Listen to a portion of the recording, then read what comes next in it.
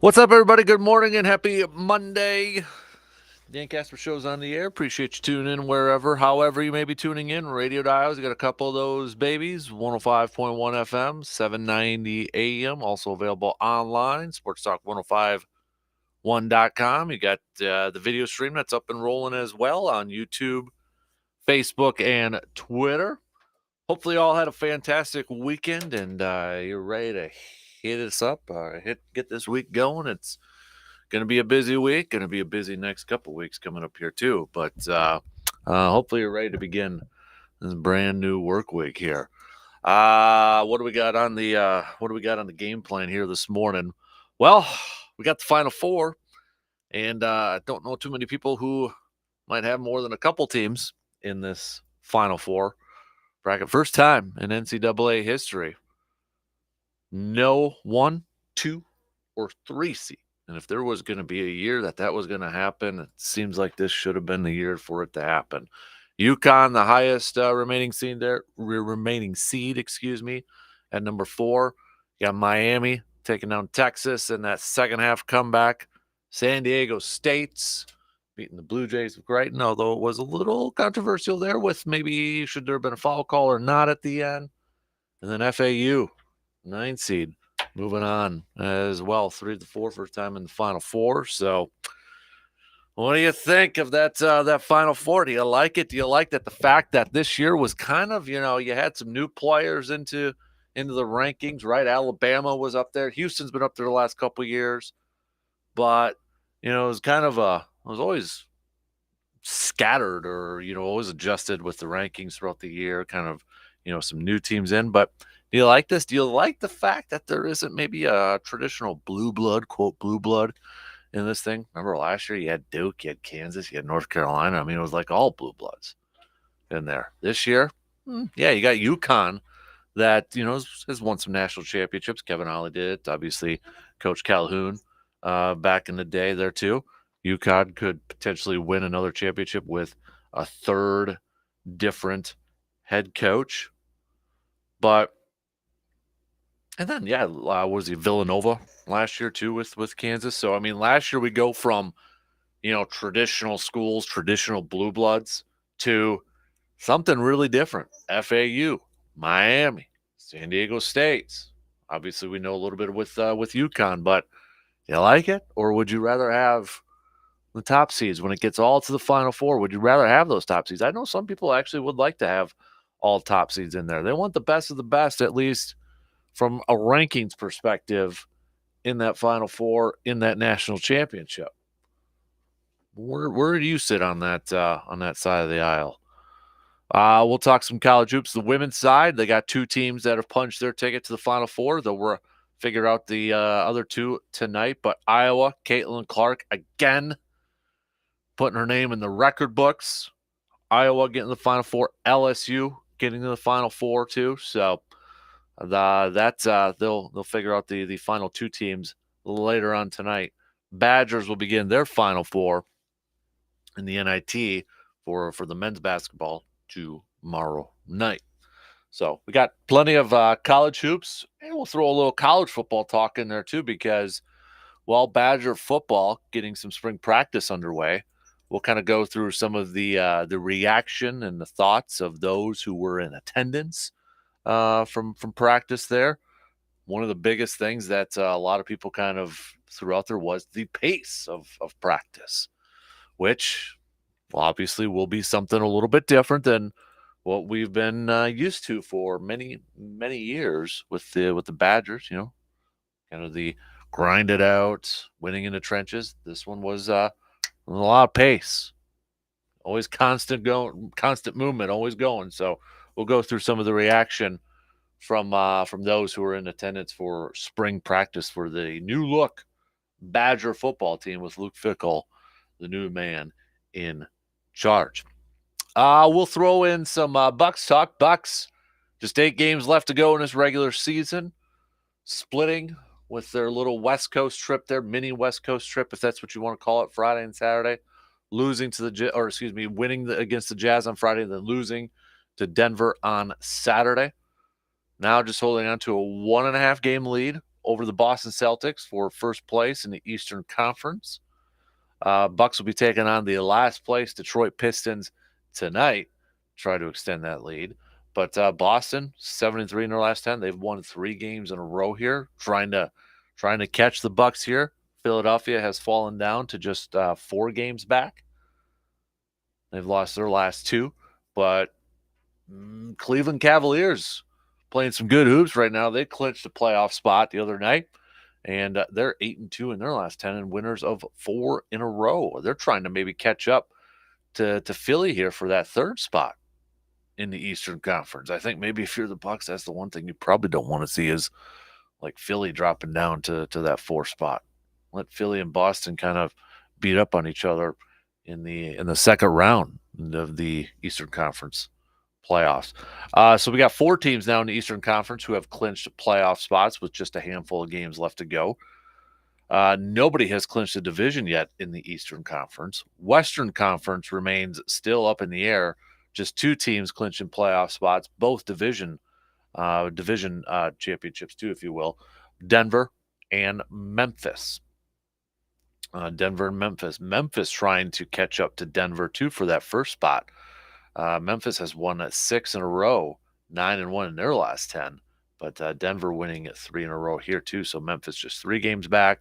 Sacramento 2 games back from Memphis, 5 overall. They're 7-3 in their last 10 too. So kind of getting down to the final wire here, right? The last couple weeks of the regular season in the NBA.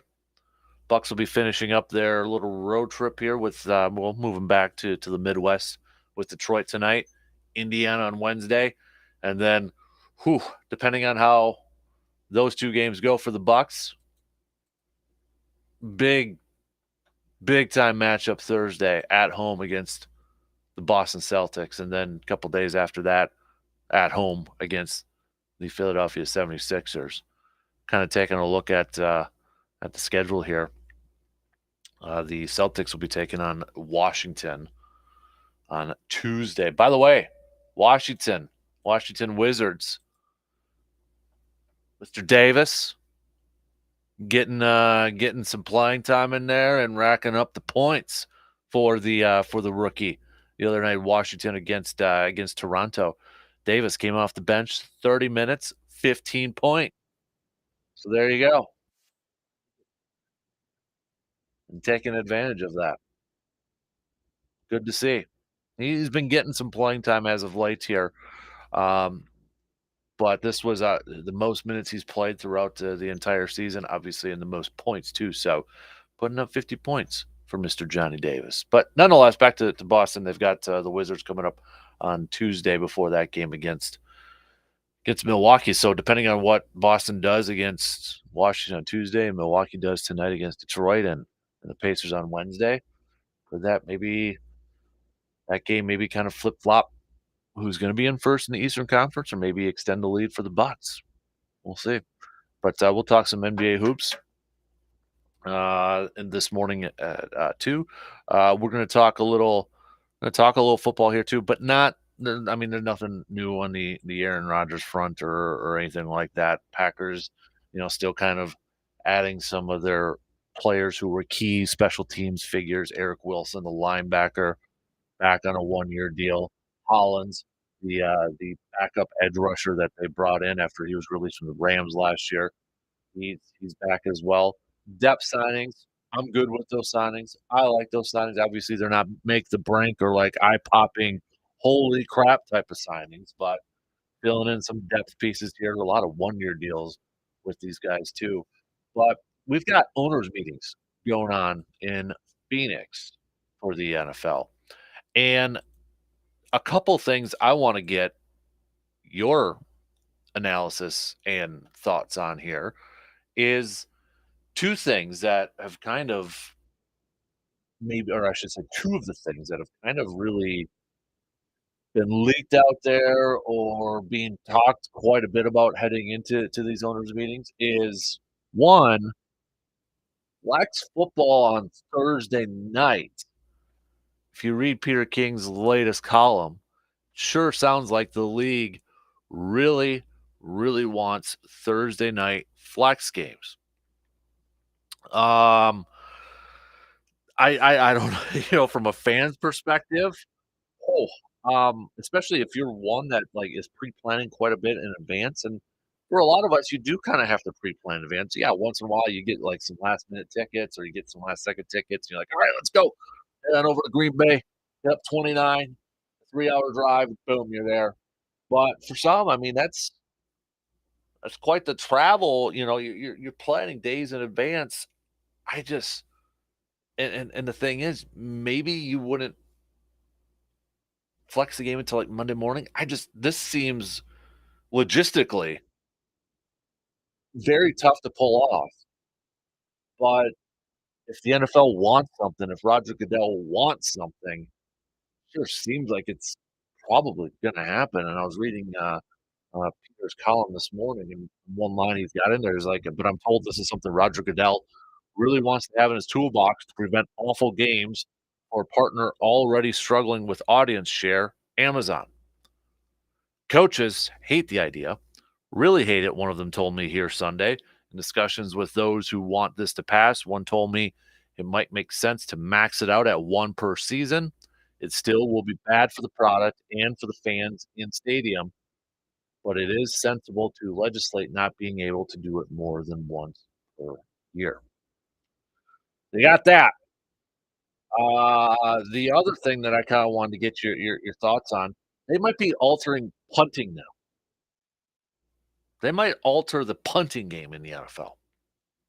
Troy Vincent, who's part of the league office, discussed on a conference call on Friday about the most penalized play. The most penalized play, the play that has the most injuries in the game, the punt play. Apparently, the NFL wants to significantly cut down on punts in the game. Get rid of the punting game. There is a proposal that to have touchbacks on the punts return to the 25-yard line, not the 20. It's like the kickoff. In part, apparently, to encourage teams with a fourth down near midfield to go for it instead of punting it away, but also because the returners parked around the 10-yard line might let punts go in hopes that they bounce into the end zone. There was another one too that I was reading about a little bit that eh, I guess if you watch I was watching a little of the XFL, with my little guy this weekend, more than what I have been. But there was something too about, hey, maybe not having the for punt returns, nobody starting, that they would start later on, not right away, like kinda like the XFL where you've seen those kickoffs. You kick off, they're there, and then once the guy catches it, you run down and then you do a little kickoff coverage there, but I don't know about that one either. I don't know. Kinda weird. But what are your thoughts? I mean, should we alter the punt? Should we alter the punting? And we thought a few years ago that maybe they were getting away the kickoffs, and they've altered that so much. But I mean, how do you? I don't think you can get rid of the punt. But how do you adjust that? I mean, what if there's a team, back in their own end zone? You think they're going to go for it on fourth? Heck no. How do you adjust it? Or is it just the fact like, hey, football is a dangerous game. Guys get hit. There's going to be penalties. In a perfect world, there would be no penalties. There would be no injuries. But it's not a perfect world, obviously. So do you think that they're kind of maybe meddling too much into that? Or do you think they need to adjust it to make it safer and I don't know, cut down on the penalties and such? So we'll hit that up here in a little bit too. But let me know.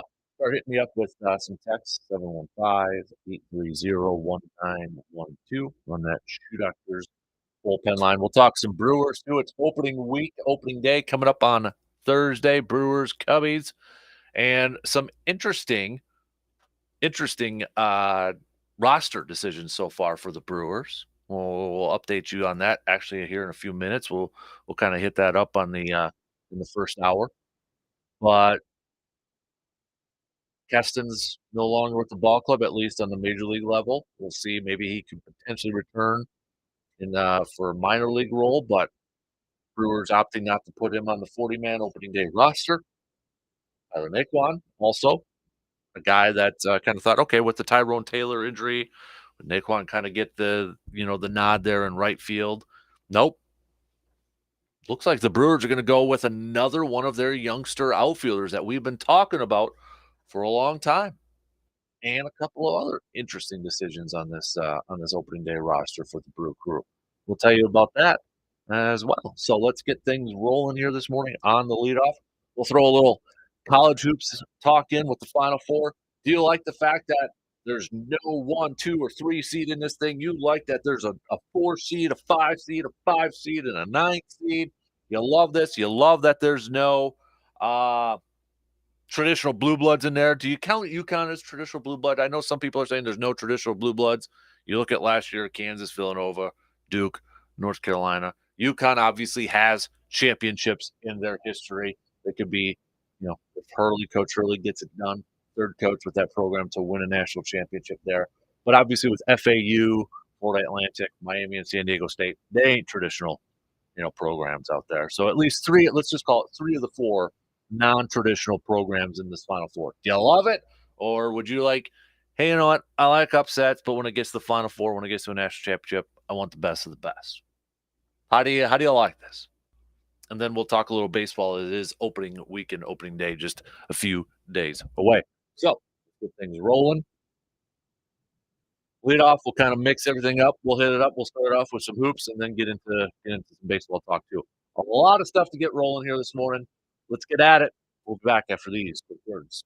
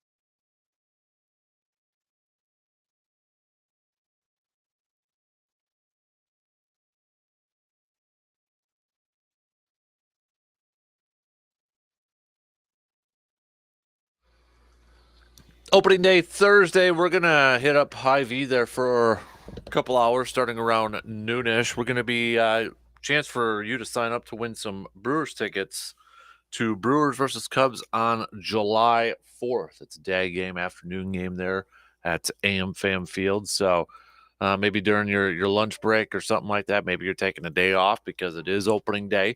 Head on over to Wahlburgers over there at Hy-Vee.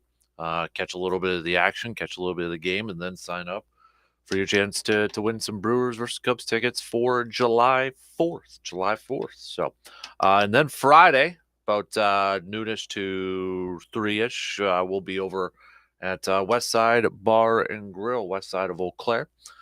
They've got Man Cave Light on tap, plus some Man Cave Light brats over there too, so you can get the Man Cave combo for just $6. If you want to hang out a little bit, we'll see if there's some baseball on the tube to watch. Brewers won't be playing unless for some reason there's a, knock on wood, it won't happen, delay on Thursday or something like that. But we'll hang out there for a little lunch hour too, a little couple hours over there at the West Side on Friday. So a couple events coming up at the back end of this weekend, hopefully, or back end of this week. Hopefully we'll get to hang out with you guys and gals there for a little bit. All right, let's get things rolling here with the lead off. We know the Final Four. We got FAU coming through, Florida Atlantic, San Diego State coming through, UConn coming through, and the University of Miami. The Final Four that everybody predicted to happen. I was doing a quick gander through the bracket challenge, and if you are in our bracket challenge and you have either UConn winning this or any of these Final Four teams winning this, let me know. But just kind of looking through the top 10 there, not the case.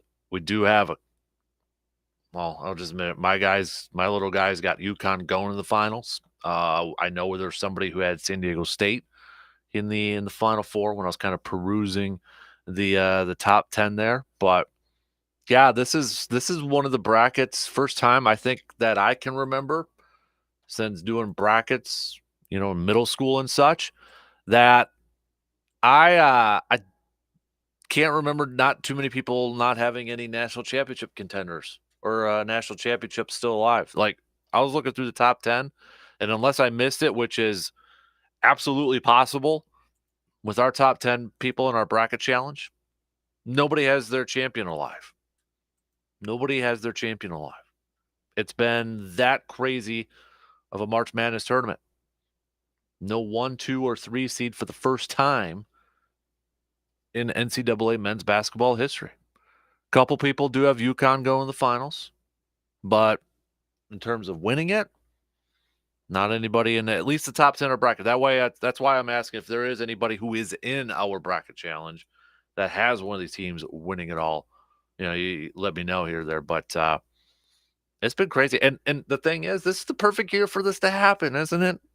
This is the perfect year, the perfect tournament for it to have, no 1 or 2 or 3 seed advance to the Final Four.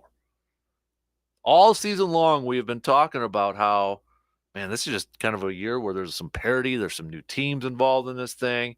Not your traditional blue bloods, although Kansas, obviously got a 1 seed. Moving up there, Duke was hot heading into the tournament.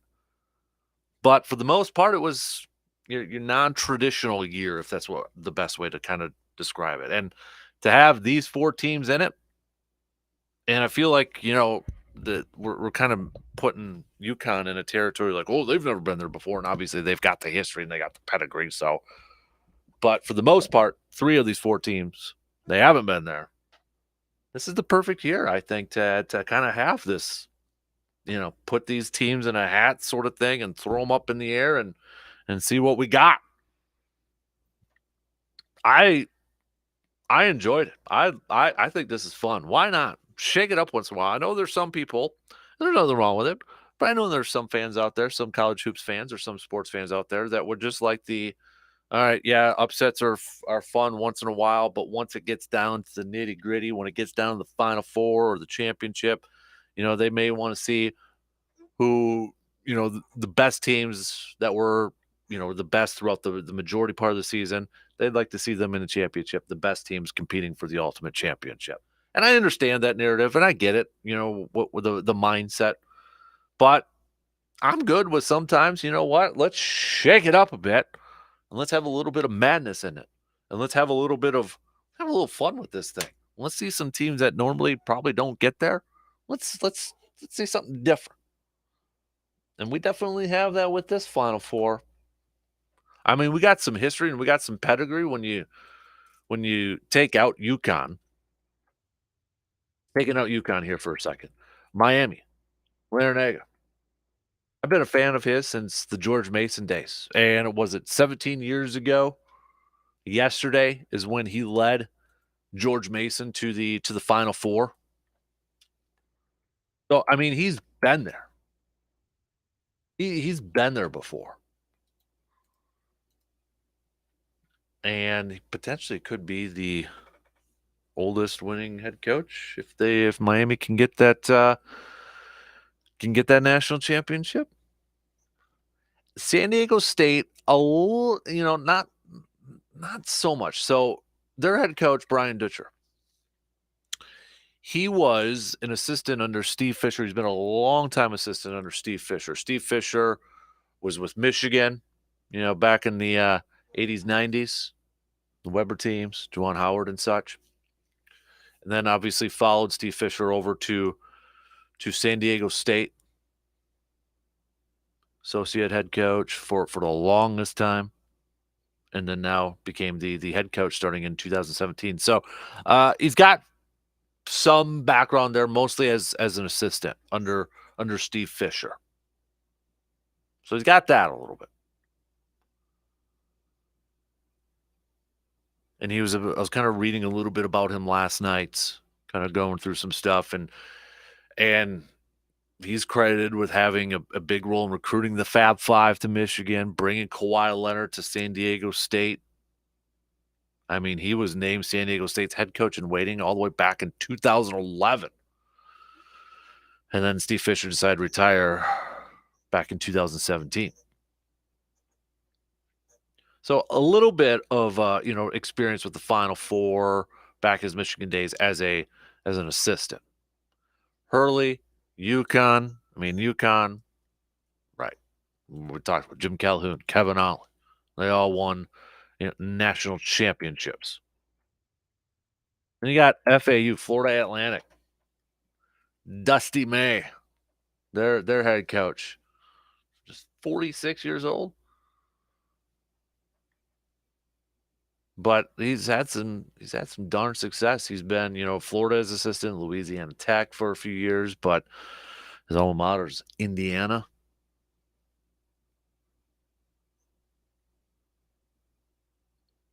But obviously, FAU's probably, I would say, the biggest surprise in the Final Four, a 9 seed coming in here, the Owls of Florida Atlantic. So we got some fresh blood in this thing.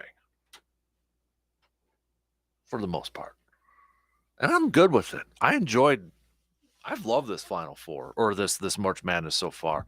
You haven't had too many like big time buzzer beaters. Obviously you had Furman, Virginia. We've had obviously a lot of upsets here, close-ish games at certain points. But overall, this has been a fun tournament in my opinion. And I love the fact that we've got some new teams in here changing it up a bit. I mean, it's perfect. Last year, straight up traditional powerhouses. We got some new ones in here, plus UConn. And right now, I guess if I had to pick, I'll tell you, I'm rooting for Miami. I'm rooting for Miami strictly just because of Larinaga. What he did with George Mason and then coming into Miami and such. I've been a fan of his since those days, so I'm not going to say I've always been a Jim Larinaga fan. I didn't know who the guy was until George Mason, just like probably a lot of people didn't know about George Mason basketball until 17 years ago. But I'm rooting for him. I'm rooting for Miami because of that. I would love like a Miami San Diego State NCAA championship, but ultimately I think it's going to be I think it's going to be UConn versus San Diego State. My prediction, and UConn is just playing so freaking good right now. They have just been dominating in this tournament. So it's hard not to pick them. Really is. It's really hard not to pick them with the way that they're playing, the confidence that they've got right now. It sure looks like UConn's going to win another championship with their third head coach. I'm rooting for Miami, but they've got a really tough draw. So I'm going to go UConn, San Diego State, UConn winning it all. How about the rest of you? Let me know. Hit me up on the socials or a quick text if you want. Women's side of things, Caitlin Clark. I mean, what else can we say about Caitlin Clark from Iowa? Just keeps putting her name in the record books. Iowa's going to the Final Four here, but another triple double for Caitlin Clark yesterday as they beat fifth-seeded Louisville. She finished with 41 points, 12 assists, and 10 rebounds, scoring or assisting on 70 of Iowa's 97 points. Her sixth triple-double of the season, this season, 11th of her career, contained the second most points of any triple-double in Division I history. And this was a 40-point triple-double against Louisville to go to the Final Four.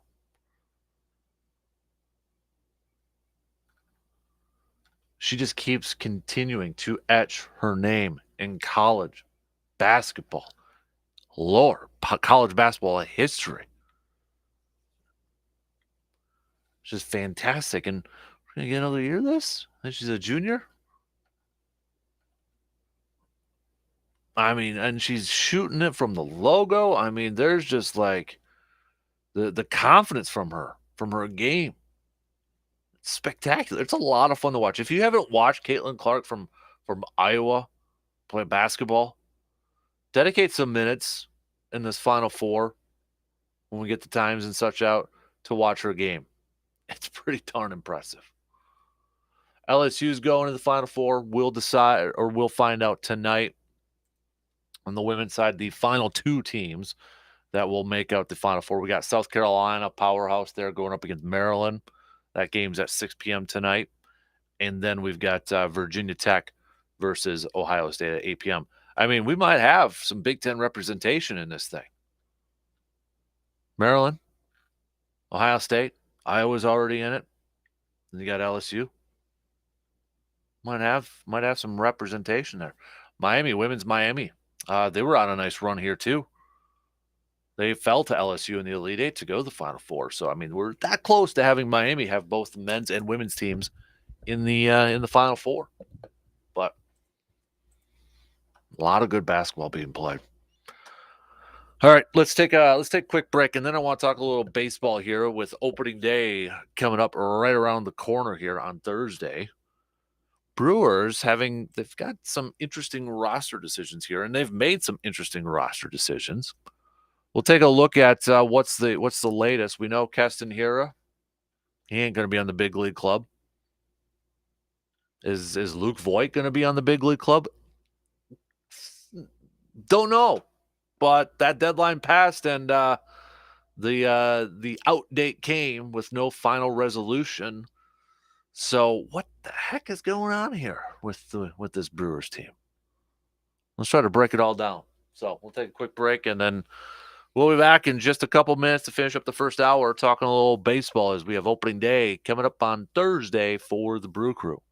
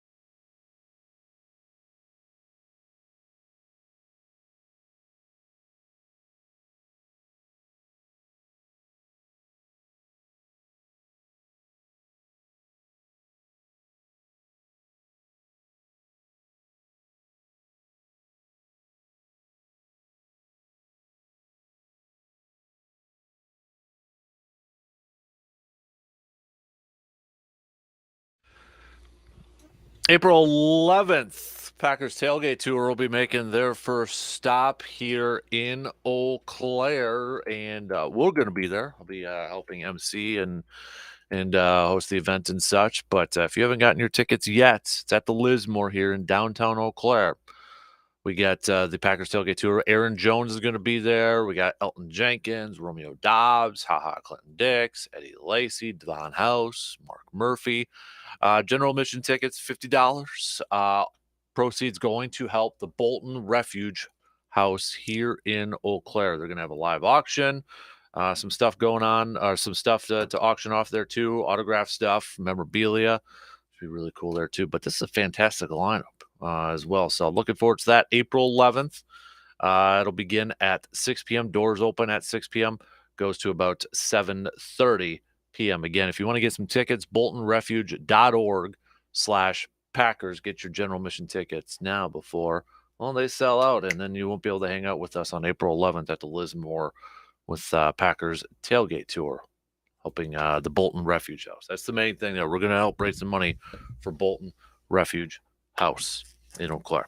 All right, let's talk some baseball here as opening day popping up here in a few days. Thursday, a couple days here. So let's take a look at some of the decisions that the Brewers have to make. Keston Hiura, he won't be making the ball club. We kind of, he didn't have a great spring. I think the Brewers were really, really, really hoping that he would.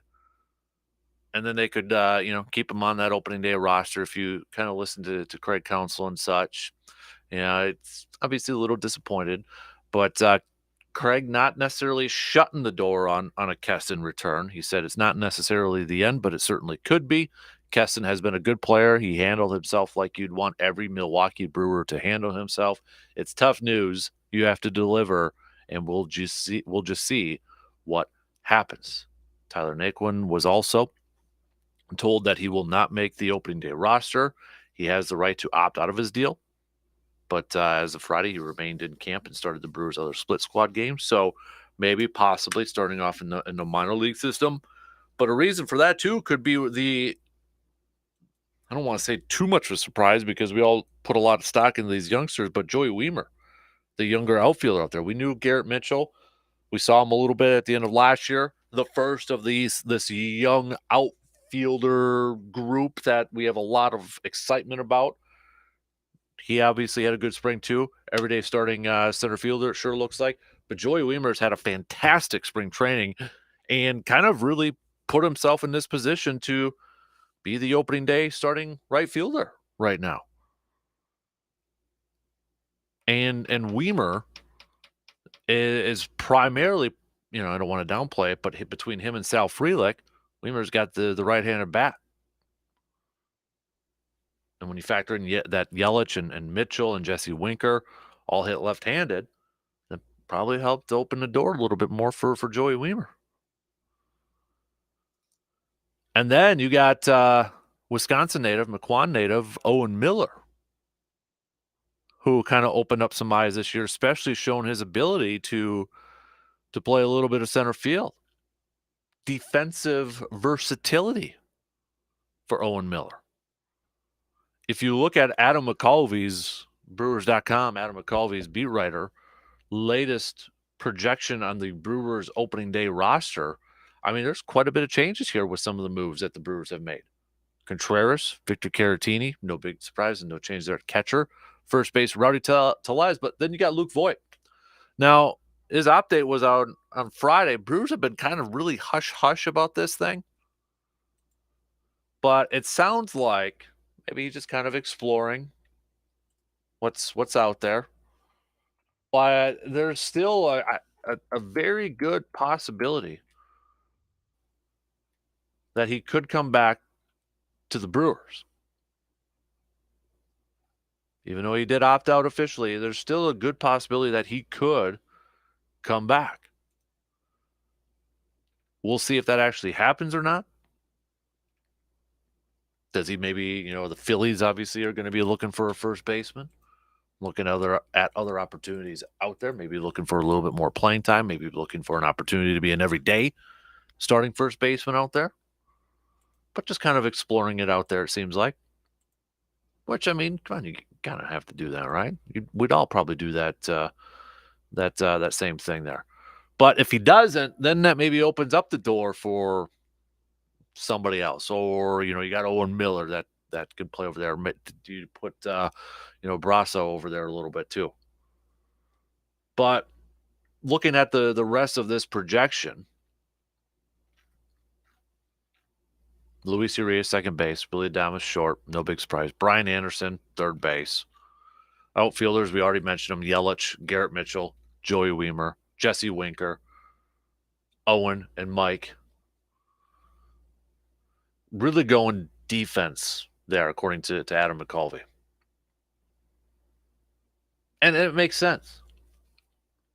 And in his projection, he said if you're keeping Voit, you're putting you put defense at a premium for the bench spots. And I think Owen Miller, a guy that we haven't talked a ton about in the offseason. Wisconsin native coming back to his home team. Remember when he was first signed up by the Brewers? It's like, all right, coming back home. He was excited to play for his home state team. And then he didn't really hear a whole lot about him.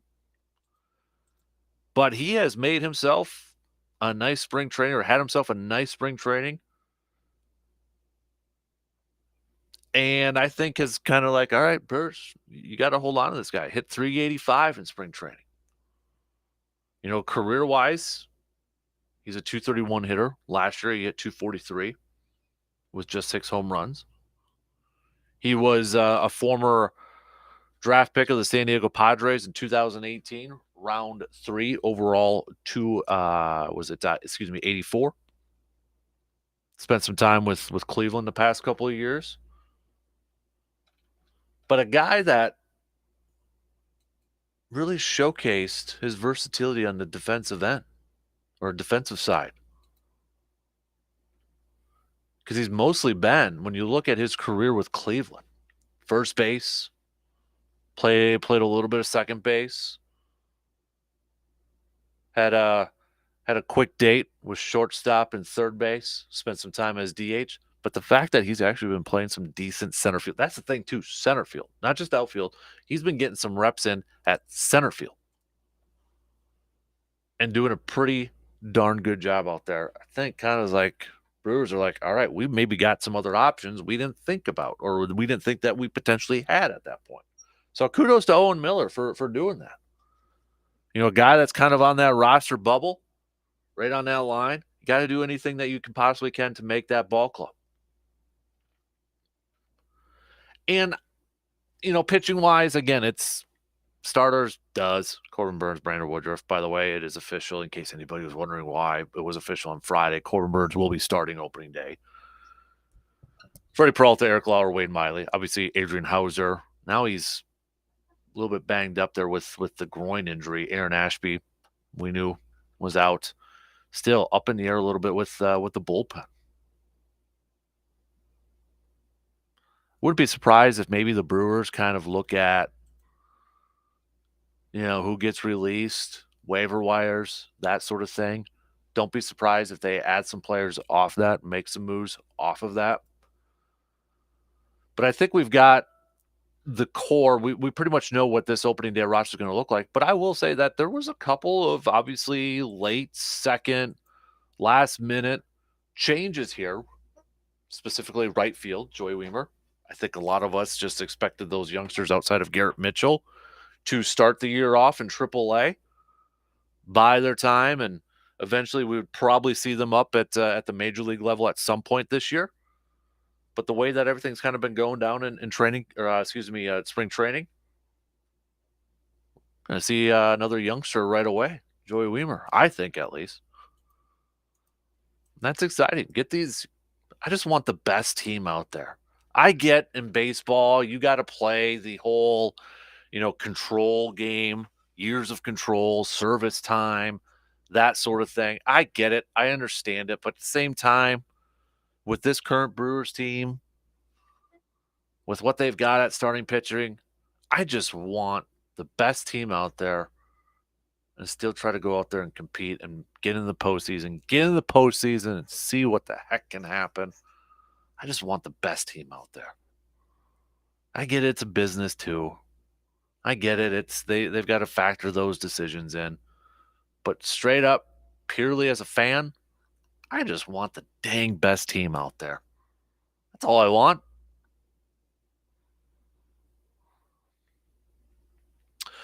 Uh, but yeah, opening day again. Hopefully, we'll kind of see some of you out Thursday watching a little day game between Brewers and Cubbies, and baseball season then officially. I don't want to say kicking off, tipping off, whatever. So, all right, coming up in a few minutes, I believe we'll be catching up with our good buddy Justice Cleveland, sports director extraordinaire, WEAU 13 News. So we'll chat with him for a little bit. Football, we've got the owners' meetings going on in Phoenix right now. A couple of the biggest things to kind of pop out there is, could we see some Thursday night flexing of the schedule? And then, are they doing too much? Are they potentially going to be doing too much to alter the punt now in the NFL? Or are we getting to a point where like the punt is just going to be like nothing now? Almost nothing. Obviously they've altered the kickoffs quite a bit the last couple of years. I think they're not probably done altering the kickoff, to be honest with you. I think they're looking at what the XFL is doing with their kickoffs, and I wouldn't be surprised in the next few years if they alter it or change it to that. But are they doing a little bit too much now if they change the punting game? If you haven't heard it, Troy Vincent mentioned the other day on Friday that the punt is the most penalized play in the game and the play that most injuries occur, which is leading to a lot of speculation. The NFL competition committee going to change it. And there's been some rumors out there in terms of what they could change. Touchbacks would go to the 25 to kind of coerce teams who are maybe at midfield to go for it on fourth down a little bit more. I've seen where, okay, that's going to be kind of like the XFL kickoffs. When the punt goes, players can't go down the field yet till the punt's like punt it. Are they doing too much with the punt now if they alter it too much? I know I just said too much there. So we'll hit that up in the next hour or two. Plus, we got some Bucks talk. Bucks taking on the last place Detroit Pistons with just 8 more games left to go. Bucks are up on the Boston Celtics by 1.5 in the Eastern Conference. Got to get through these 2 games before that big game on opening day for baseball. But that night, Bucks returning home to welcome the Boston Celtics. And then just a couple days after that, we'll have the Philadelphia 76ers at home too. Could those 2 games decide who's going to get first place in the Eastern Conference? Also coming up next hour, we'll do a little Monday morning quarterbacking and then a little motivational Monday. And then in the 8 o'clock hour, your studs and duds. Studs and duds. If you want to play along with us, you can. Hit us up with a text, comment on the video, tweet, Facebook, all that fun stuff. One in, we got 2 more to go. We'll be back after these quick news updates.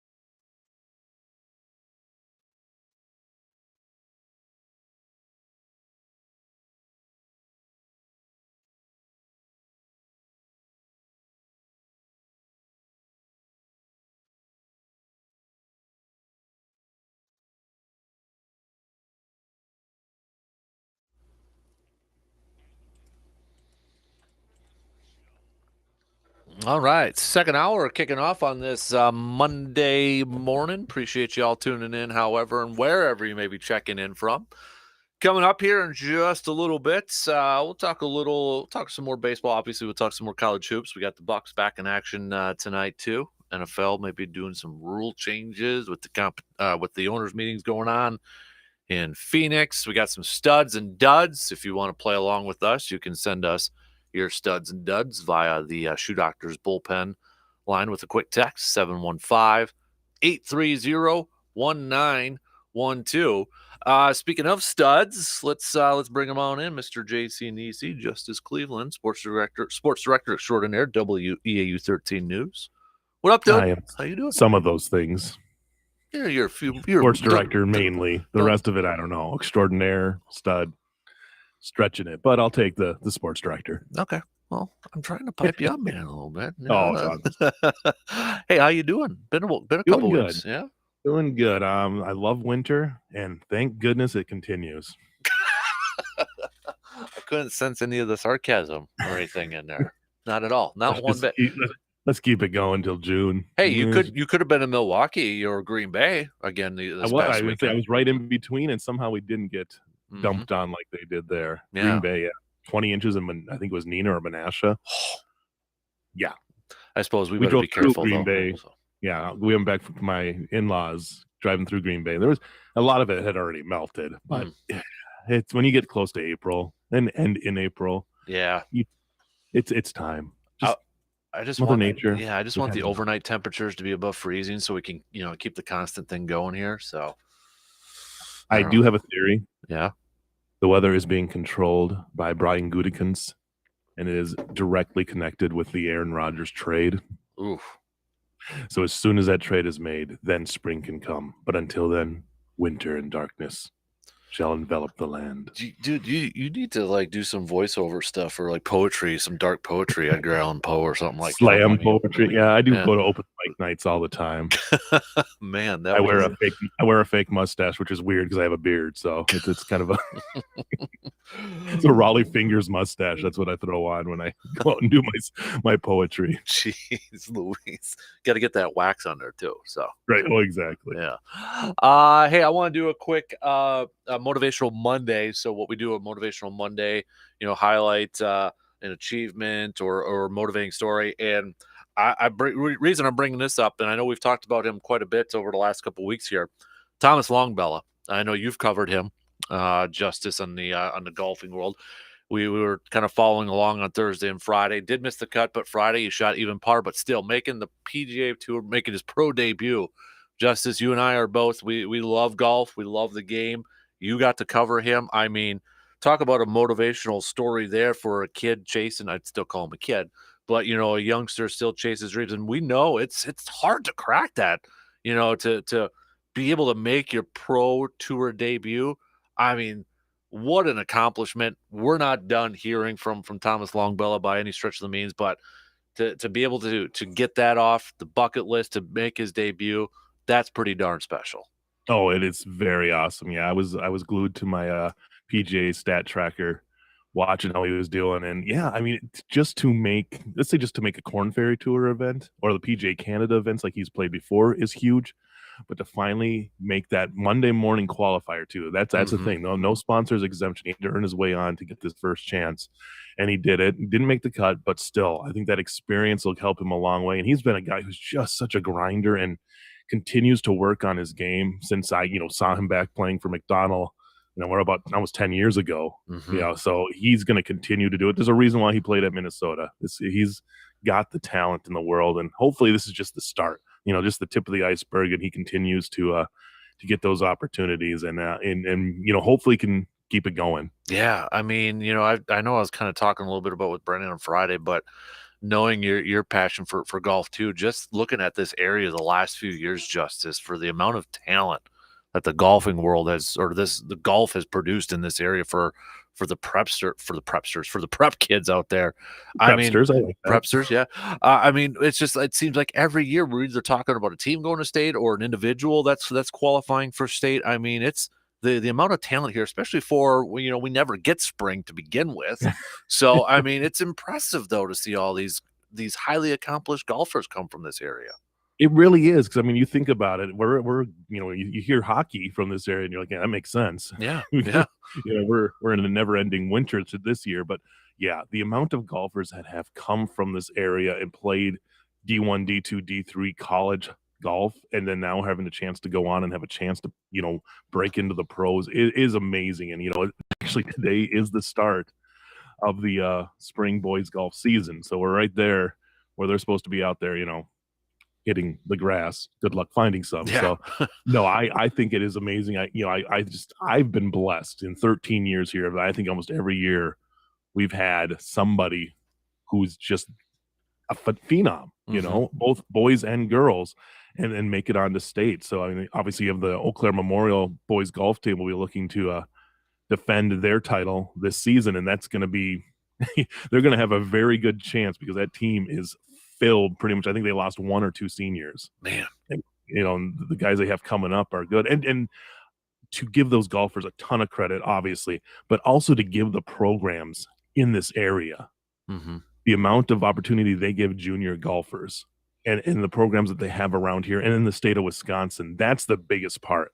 These kids are getting an opportunity to play and play competitively at a young age, and then we just see it throughout the years come out, and now you've got these great golfers moving on to college and hopefully onto the PGA Tour at some point too. Yeah, no doubt. I mean, we're talking, not into that, but the Wisconsin State Amateur, where we always seem like there's a local connection at the top of the leaderboard there for a little bit too. So it's been a lot of fun to watch. And I'll just say this: when I played in high school, I'm glad I didn't go up against any of you guys because I never would have been able to hit the course for a tournament or anything like that because they would have kicked my what. So right. I mean, you got somebody like Will Schlitz who will be coming back out here this year.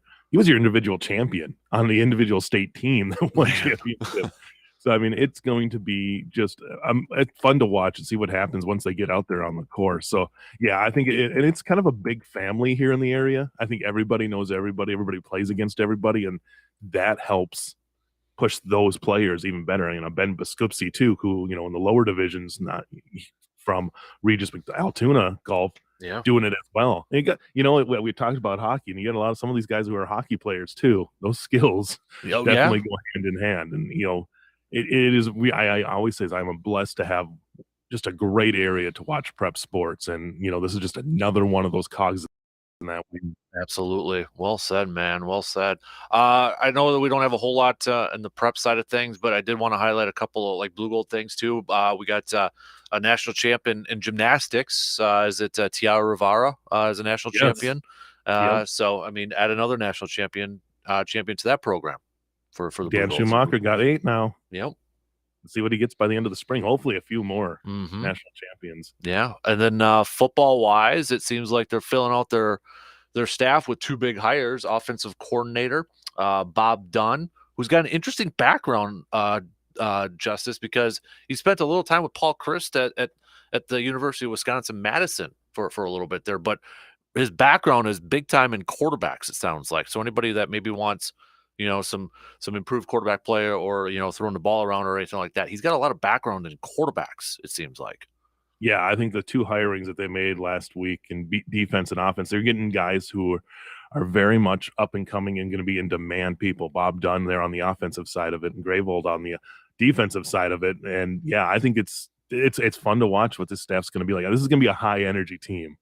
Yeah. I can guarantee you that with Rob Erickson, the way he coaches, and then you bring these guys in there. I think this is what people are looking for. And I think we're seeing, 2 guys come in that have really good resumes, not only D3 wise, but then you see with Dunn, having that experience at the D1 level. I really think this is going to, obviously you don't get to temper expectations. It's going to be a first year, but I think Rob Erickson's already, put his, mark on this program, and we'll see what it comes. They'll start spring practice here. And these guys are going to have a chance to hit the field and get started for the upcoming season. And I know you mentioned I was kind of having fun with you on it too, but with Brady, defensive coordinator, because you had mentioned on Twitter that his dad was the head coach at Norway High School in the UP when you worked up there. So you got a little familiarity with that family, it sounds like. A little bit, yeah. I mean, it's been a few years, but I just remember as soon as I saw the last name, I'm like, Gravold. I remember that.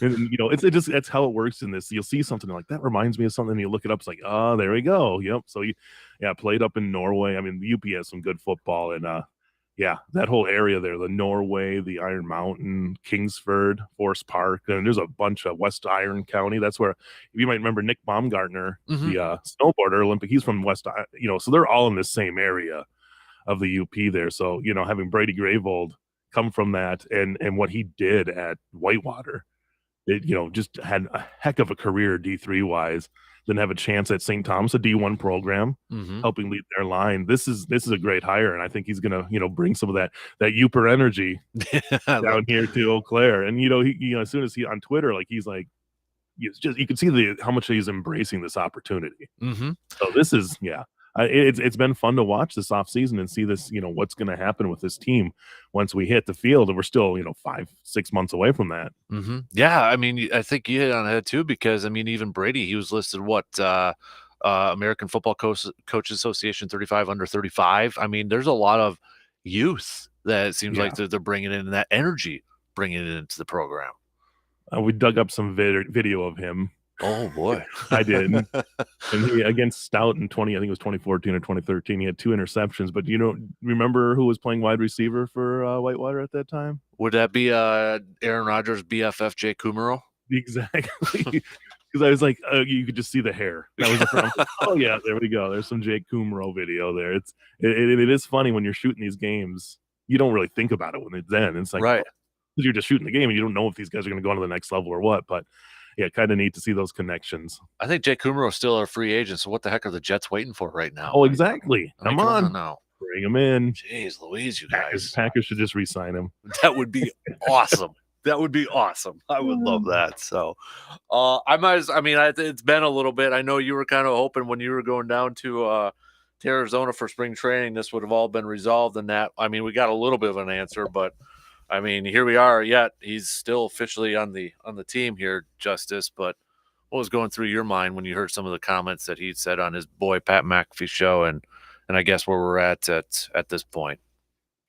I mean, he was being honest, so I have no problem with that. And I think it's a bad situation, but he was right with the fact that there's, no one's going to come out looking like the winner in that situation at this point. That no one wants to be the bad guy, and I think it was just time to move on.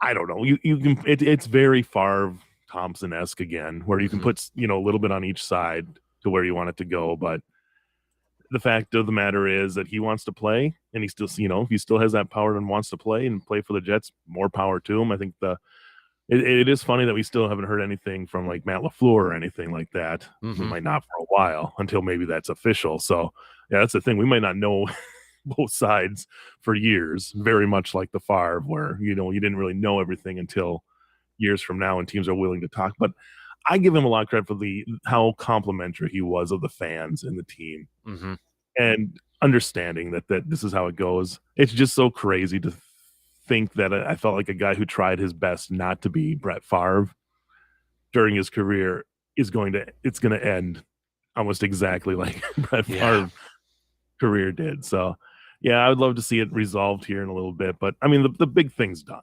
The fact that he said he's come, he wants to play and wants to play for the Jets, that's fine. We're just now, how long do they drag out this negotiations? And you can see the Jets obviously making moves to get some more draft picks there. Do they need to get a first round pick? That seems like to be, I know we had Peter on last Monday, and I was reading his column again this morning, and he mentioned in his column this morning that it seems like the Packers are still holding out for a first round pick that they want. I feel like it's just part of the whole process. I mean, I know people are getting tired of it, but at the same time, like I use this analogy, like there was people like saying Green Bay, just get it done, get a third or fourth rounder and all that. And I'm like, we do know this is a business though too, right? Like just because you have another house and you're trying to sell your house, you're just not going to sell it for chunk change. You're going to try to get the most that you want out of that, right? So yeah, I feel like that's what Green Bay's trying to do right now at this point. And there's a lot, the salary considerations are huge in this. How much of the chunk of it are the Packers going to end up picking up? How much are the Jets going to pick up? That you want some wiggle room. So yeah, you obviously need to be compensated. I think a first round pick isn't out of the question, especially because now it's I go on the part where it's now in the Packers' hands. They hold the leverage because Jet fans are already sold on the fact that Yeah. Aaron Rodgers is going to be their starter. So Mm-hmm. now they have to get it done. So I who knows what they're asking for, but if you can get that first round, you get that first round, and then I'm sure they want a second round too. Right. So Yeah. It's yeah, I whoever think blinks first at this point. It's a game of chicken. yeah. What's their pick? The Jets this 13, so it's 2 spots 13. above Green Bay. I mean, I don't know if you wanted. I think if you're the Packers, you would love to have two in that, 2 picks in 3 in the first round. But we'll see how it all goes. Do you end up trading down 2 spots, then getting different compensation? Mm-hmm. Just kind of those things. There's a lot of things that are at play that'll be hammered out here, and I'm Mm-hmm. sure it'll happen, and we'll probably be like right before the draft. Yeah, Honestly, that's what that's I my feeling. yeah, I didn't mean to cut you off or anything there. I agree with you. I would be shocked, to be honest with you, at this point if they get a first rounder, and if they do, I would be ecstatic if they got this year's first round pick for him. And I think the Right. big thing there too is like what's probably hurting a lot of this. And I agree with what Peter had said last Monday. He said the comment that Aaron mentioned in Pat McAfee's show that is kind of the thing that's out there is when he already said he was 90% sure he was going to retire. Right. And then you factor this in. It's like, from the Jets side of things, all right, we got a guy saying was 90% going to retire. Can we count on him playing for more than a year? Right. That sort of thing. So I don't know. And then even if you get a verbal commitment, do you trust it that he's going to play for more than a year? Yeah, and that was my thing. The thing I've been saying the whole time is like, if you're the Jets, how much are you willing to, auction off your future Mm-hmm. for 1 year? I mean, if you think you can win the Super Bowl, you're going to do it. But Mm-hmm. if let's look at those Tom Brady teams that first year, outstanding in Tampa, and then you use a lot of your revenue up in that first year, and then you're trying to pick and plug people in, Mm-hmm. and that's what that it gets harder and harder. So that's what the Jets would be under if it ends up happening. So I just it's wonder how gonna be awkward it is between the BFFs of Matt LaFleur and Robert Saleh. I mean, Matt LaFleur was Robert Saleh's best man at his wedding. Yeah. You think those two have talked at all recently? That's the interesting thing. This could be. You don't want to speculate, but yeah, you could put a strain on a relationship too when one guy's getting your quarterback. But it all depends on how much of LaFleur was public face of wanting Aaron to be there, Mm-hmm. how much he has faith that Jordan Love can do the job. Mm-hmm. Yeah, I And mean, think about obviously, it. The last couple of years, it's been like Matt LaFleur's best friends in this league that have like rumored to be, on air. Remember the whole like that's why he was upset with Kyle Shanahan, a couple of years ago. yes, yeah, The weird handshake at the end of the game, sort of thing. So, and then the Rams thing with McVay. Oh, it's like Matt LaFleur's probably like, dudes, you guys got what the heck, guys? Come on, and what are you yeah. doing to me? Sort of. But it's a business. Yep. It's a big business, and if you have somebody like Aaron Rodgers and he's out there, that's where it's like he shouldn't be surprised they were shopping him. No. Even if they weren't shopping, how much was it them shopping him, or how much was it people contacting the Packers? Right. And it's funny because here's a guy who doesn't put a lot of belief in what the pundits say or the insiders say, but that was enough to push him over the edge coming out of his darkness retreat. So Yep. it's I want it to be over. Mm-hmm. Yep. But that's the NFL. Man. It's never over. Nope. It's always there, lurking. That's the NFL. 1 month until that first round of the draft. 1 month from today, believe it or not. It's going to be here before you know it. So it's already happening. But yeah. we got to take a quick break. But I want to talk a little bit more about the NFL. I want to get your thoughts, Justice, and everybody else on a couple of things with the owners' meetings going on here. That's the thing too. I don't know if Matt LaFleur's at the owners' meetings with Robert Saleh and all those guys, but they might have to have a beer, a few of them, to kind of talk about this. But I want to talk a little bit about a couple of things that have popped up. Flexing Thursday night games, and then is the NFL trying to move away from actually punting the football, trying to punt on the punt, believe it or not. So we'll hit that up. We'll take a quick break, and then obviously get into more baseball talk with opening day coming up on Thursday. Whole lot more to catch up on. We'll be back after these quick words.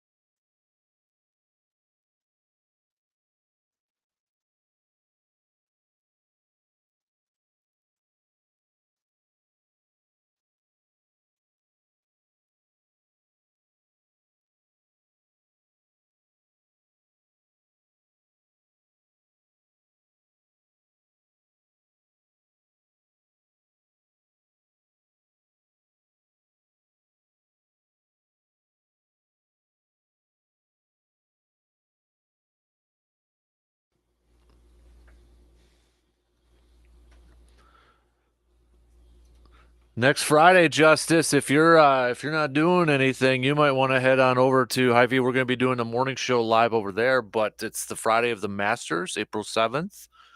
Oh, I know. And oh yeah, I know you. And then our good friends from Carpet City Flooring Center, what they're doing, Justice, here, they're putting together a custom. I mean, this thing's going to be fantastic putting green for us. Like we're talking a 20-footer sort of thing out there, and anybody can stop by. Everybody's going to get 3 putts. And Carpet City Flooring Center, what they've also done too is generously they're giving away a new Odyssey putter and a new Callaway driver for Oh part of this man, putting challenge here too. So we're am going to I be doing it all. qualified? Can I do that, or is this? If you grow out that mustache, There you we go. know, get a little wax on that thing. So, but it's going to be a lot. I mean, they're putting this thing together. You know, they're like building this thing. So it's going to be a lot of fun next Friday, April 7th at Hy-Vee. The whole time we're going to be doing the show from there. Stop by. Everybody's going to get 3 putts. And if you just try the putt, even if you don't make it, you're going to be entered to win one of those golf clubs. And obviously, if you make the putts, the more tickets you're going to get to better improve your chances of that. But I think Hy-Vee is even going to do like a Masters theme menu for the morning too. So it's going to be all Masters, all golf next Friday. It's like a holiday for me. I know. Love the Masters weekend, so I do too. looking forward to it. I'll try my best to stop on over. That'd be great. I know the kiddos don't have school that day, so maybe you can bring the kiddos over. You know, You want that? Okay. Uncle Dan's gonna babysit. I was like, hey, I think you'll be happy. My 5-year-old wants to start playing golf, so I bought him his first like trainer club, if you will. And I'm like, you're starting off putting. We're gonna work on the short game first, and then work your way up. So he's ready to go. I will give you a word of advice. 5-year-olds love the sand trap. They love to intentionally hit into there. So be ready for that. Yeah, oh boy. That's what I was like. Hey, we could go to the driving range and all that, but we'll see. We'll work on the short game first and see if he still is. Yeah, you'll have fun. I got I might as well mention it here too. My Monday morning quarterback, my second guess. Where I can second guess things. I should have copied Hudson's bracket. He's leading the radio station bracket challenge, and he picked all the games himself. There you go.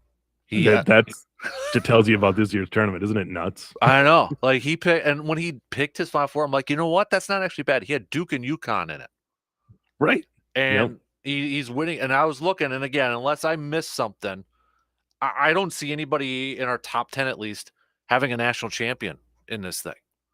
And if there was a year for this to happen, I'm all aboard for this year. It's like the perfect year to not have a 1, 2, or 3 seed in this tournament, and in the Final Four. Oh, my bracket is just horrible. I was feeling good in the Sweet 16 because I had all my Final Fours, and then by the Elite 8 they were all gone. It was that kind of tournament. I don't even think I had anybody. I'm trying to see if I have anybody who's even alive still. I don't. Yeah, I know no one's picking FAU. Like I wasn't going there. So yeah, it has just been horrible. Mm-hmm. And I kind of stopped looking after the first round. I just knew how bad it was. Once Houston lost, I'm like, yep, just not even gonna bother anymore because that was my pick to go all the way. So yeah, it's been ugly. It has. I have no Final Four teams left. Yeah. But it's been a fun tournament though, hasn't it? I've enjoyed these. Has. Yeah. I've loved it. I mean, there was, some of those games, especially was it the Friday night games or Thursday night games? Mm-hmm. Friday, Saturday. Well, yeah. Yeah, but Thursday was Virginia upset, and then Friday Purdue. Yeah, I mean, it's just been such a fun tournament to watch, and the fact that you're going to have FAU or San Diego, San Diego State, excuse me, in the championship. That's crazy. You told somebody at the beginning of this tournament that's how it was going to go. Mm-hmm. So yeah, it's been just fun, and this is why it's the most popular. It really is. This is why people love this tournament. Yep, absolutely. Okay, I wanted to get your thoughts quickly here, Justice, because there's a couple things I want to catch up on with you here too. But so we got the owners' meetings going on in Phoenix. I was reading again, mentioned Peter's column where it sure seems like the NFL, or maybe more so Roger Goodell, wants to flex Thursday games. I don't know how the heck that thing can work, Justice. How in the world would you be able to flex Thursday games without? I mean, coaches got to be upset about this. Players or coaches. I'm thinking of it in terms of a fan's perspective. Like, you know, I know not everybody's this way, but some when it comes to a football game, Justice, a lot of it is like a vacation or a pre-planned trip, right? You're thinking about it, you're pre-planning it, and then all of a sudden you find out Monday morning, hey, that game on Sunday that you were flying into town for, maybe on a Friday or Saturday, now it's a Thursday game now. Like, how do you logistically? How can you do that? I don't understand how they can do that. I don't either. I mean, because it's a domino effect. When you play a game on Thursday for that next now, do you figure it out where the team has to have a bye the next week? Yeah, Or because that's I don't know. I just don't understand how you're gonna do this. It would have to be flexed, but I mean, maybe if you did it in, like, little pods of, you give a month advance heads up that you're gonna flex this game. right. But that's just I don't see how it's gonna happen. I, It I I can't really see it, but then there's part of me. It's like, but it's the NFL, and they can do whatever they want to do. It seems like. that's true. I mean, they can. I mean, that's how it looks, but yeah, it seems like it would just be such a tough thing to do, and because you can't just flex it on a week. It Hmm. has to be in advance. So, I guess if you do it in, like, little 4-week, you look at it, 4 weeks, you get to that end of the 4 weeks, and you have a chance to do it a month in advance, then you at least give people a chance to change their plans Hmm. a little bit. So that would be to me, that would be the only way to do it, because you just can't do it every like, on a 2-week or a 1-week flex. Yeah. It's gonna have to be far in advance. So, yeah, if you look forward and you see, "Oh, okay, we have," I don't know, throw the Texans playing the Jaguars. Pick on both of those teams. Not that Jacksonville's been horrible, but let's just say that's what you got, and you see a different matchup a month from now, and both those teams are like 1 and 4. Hmm. Then I say, okay, well then fine, find a way to flex it, but at least give not just the players, but the team or the fans a chance to advance, or at least in advance to make some changes. Yeah, and I think the other part in this too is like, they can say how much they care about the fans, but money talks. And I think Yeah. the whole thing here is that they want to make sure that their Thursday night broadcaster Amazon still forks enough money over so they're going to give them some good games or try to get them some good games because that's where the money's coming from. They want all that money coming from Amazon, so they'll try to, in my opinion, pacify that a little bit more than the fan trying to figure out their travel obligations or trying to travel to the game. Oh, exactly. And I'm sure Amazon is in this in Hmm. their ear saying, hey, okay, we're paying what, $1 billion, or not $1 billion a game, but some insane amount Yep. a game to have this deal. We want to know that we're going to have good games, because it's not just like over the air where people can just flip over to, NBC, ABC, CBS or Fox to watch the game. Right. They want people making that concerted effort to get on to Prime to watch their game. So if you have, if you don't have a good matchup, you're not going to get those subscriber numbers, and that's what they're looking for. So, yeah, I can see where they're in the air, Hmm. and it's not like Amazon doesn't have money. We know Jeff Oh Bezos yeah. at Amazon has plenty. So, yeah, the NFL is definitely going to listen if they're whispering. Oh yeah. And then the other thing that kind of like I was like, what are they really going to do? This is punting. I don't know if you saw Troy Vincent's comments the other day. The number one penalized play in football, and the one play, or I don't know if you can call it a play, but the one that's the most injured is punting, punts. And there's some talk about how could they adjust punting, and one of them was maybe, hey, be like the kickoff, punts in the end zone, touchbacks instead of the 20 is a 25 to try to promote teams who maybe were at the midfield to go for it on fourth down. There was another one that was kind of like the XFL kickoffs, but in a punt situation, coverage teams can't go down there until it's kicked at that point, which to me is like, how do everything's like behind you at that point with a punt, and so would the official like signal when you can go or something like that? I don't know. Are Yeah, it'd they be like illegal, an offensive lineman going downfield right? illegally. Yeah. Oh boy, that seems like you're asking for a lot of trouble. Are they trying to do too much? I mean, at what point? And I'm all about safety and all that, but at the same point, we do recognize that football is not a safe game all the time, right? It's a dangerous game. They're gonna have penalties, that sort of thing. I mean, is there a point where just too much adjustment, it becomes too much adjustment, and especially when it's the punting game at this point? I mean, I'm not totally against the 25-yard line Mhm. thing because that's really not taken away from It a would lot make of it the what's on same as the the field. kickoff, so it'd be less confusing for at least for Right. my opinion, so So I'd be like, yeah, I'd be fine if you do that. I mean, we've seen teams, I mean, drastically go for it a lot more now Mhm. on 4th down than I think last season it really felt like if you were had a 4th down situation near midfield, I don't know what the stats are on it, but you got to say at least 25% of the time they were going for it, if Mhm. not more than that. If that's what it just felt like to me watching this year compared to years before. So I feel like teams are going for it more, but if you put that 25-yard line in there, that's definitely going to make them say, okay, well, 25 yards of difference of field if I'm at the 50, Mhm. I'm probably going for it. So that's fine. Yeah, when you start, throwing out like, yeah, they can't leave until ball's punted. Like you're not gonna have gunners, Right. which so that then they're gonna have to just sit and watch until the ball leaves, which I mean you can do. It just seems like you're adding just a little too many you know gears to the machine that's going on during a punt. Mhm. Yeah, I was surprised to hear that one, so it's like, wow, okay. First of all, I didn't know that was the most injured play in football. I mean, flagged, I could see it with the blocking in the back or holding or, the guy that's out of bounds that doesn't come back in bounds or anything like that. So, but, then obviously they're talking about that hip drop tackle, which I don't know how you can pass that one or change. You're asking guys to completely change how they've, are tackling again. So Yeah, I don't know, but it's gonna be weird. I don't think, the whole rugby thing with what the Eagles did with the quarterback sneak, that sounds like it's gonna, their teams are gonna be able to still do that. So people are freaking out, Justice, that football is gonna turn into rugby. I don't know if I'm getting to that point at this, but hey, the Eagles did it's not the yeah. As I say, it's not the 1920s, right, yeah, which football basically was rugby for where a your long quarterback was time. a running back, really. So, Yeah, but passing is not leaving no, the game. Let me guarantee that. right, yep. All right. Hey, we got to restart the Zoom. So let's take a quick break. But then I want to talk some more baseball with opening day coming up on Thursday.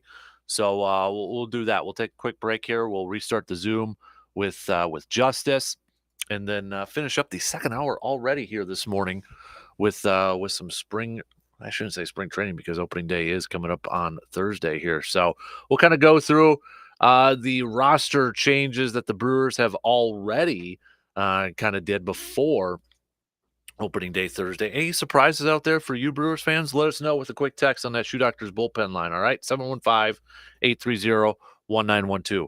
We'll be back in just a couple minutes to finish up this second hour on this Monday morning.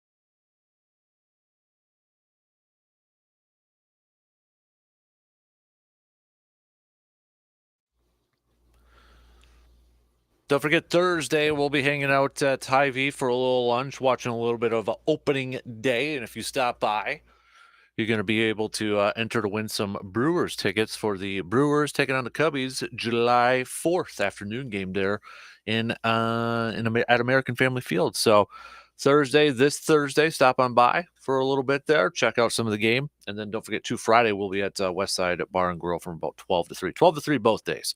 So 12 to 3 Thursday, Hy-Vee, 12 to 3 Friday, Westside Bar and Grill. All right, Justice. So you were at spring training. I know it was a couple weeks ago here, but did anything kind of jump out to you player wise, or are you just kind of taking in the actual decent weather and actually watching baseball in decent weather while you were there? I mean, I was enjoying that definitely, Yeah. but I think the one that now obviously came not to a surprise that Keston Hira not going to make the ball club, and to me that you could see that he was just struggling. Like he's not identifying pitches. He was having a real tough time at the plate, and unfortunately for him, after that great rookie season, that's been his MO. He looks like a professional 4A player. The guy who can, is great now in AAA. Just doesn't have what it takes to get over right now in the major leagues, and that could change. And that's going to be tough if he goes and catches on somewhere, and does. But I can understand where now he's out of options. The Brewers are just looking probably to a new GM and Matt Arnold just looking to move on. So that to me right away stuck out. It's like, okay, yeah, he's just not figuring it out. I think Christian Yelich, the contact has been a lot better so far spring training than it was when we were down there. We'll see how he looked slower at times moving around, but that's the injury that he had with that kneecap just basically exploding. Obviously it's been a few years, but you're hoping that if the bat comes around, and we saw yesterday he had a home run. Yep. That's going to be big. And if he's hitting it to all different fields, I think they look like they're content to have him lead off a lot of these games again too, where he looked like he was the most comfortable. So pitching wise, there's still a lot of young talent on that team. I think pitching wise, they're going to be fine. The whole Corbin Burns situation's there, but you still have Corbin Burns. So that's the big thing. And you have these other guys that obviously Brandon Woodruff has proved to be around a Cy Young quality pitcher almost every year. Freddie Peralta's Freddie Peralta. You don't know exactly what you're going to get every start, but he still has electric stuff. And then after that, you look down there and they still have some guys that this team's going to be in contention. Will they have enough to compete with the Cardinals? We'll see. But I think the arms are there, the bats. That's going to be the big question.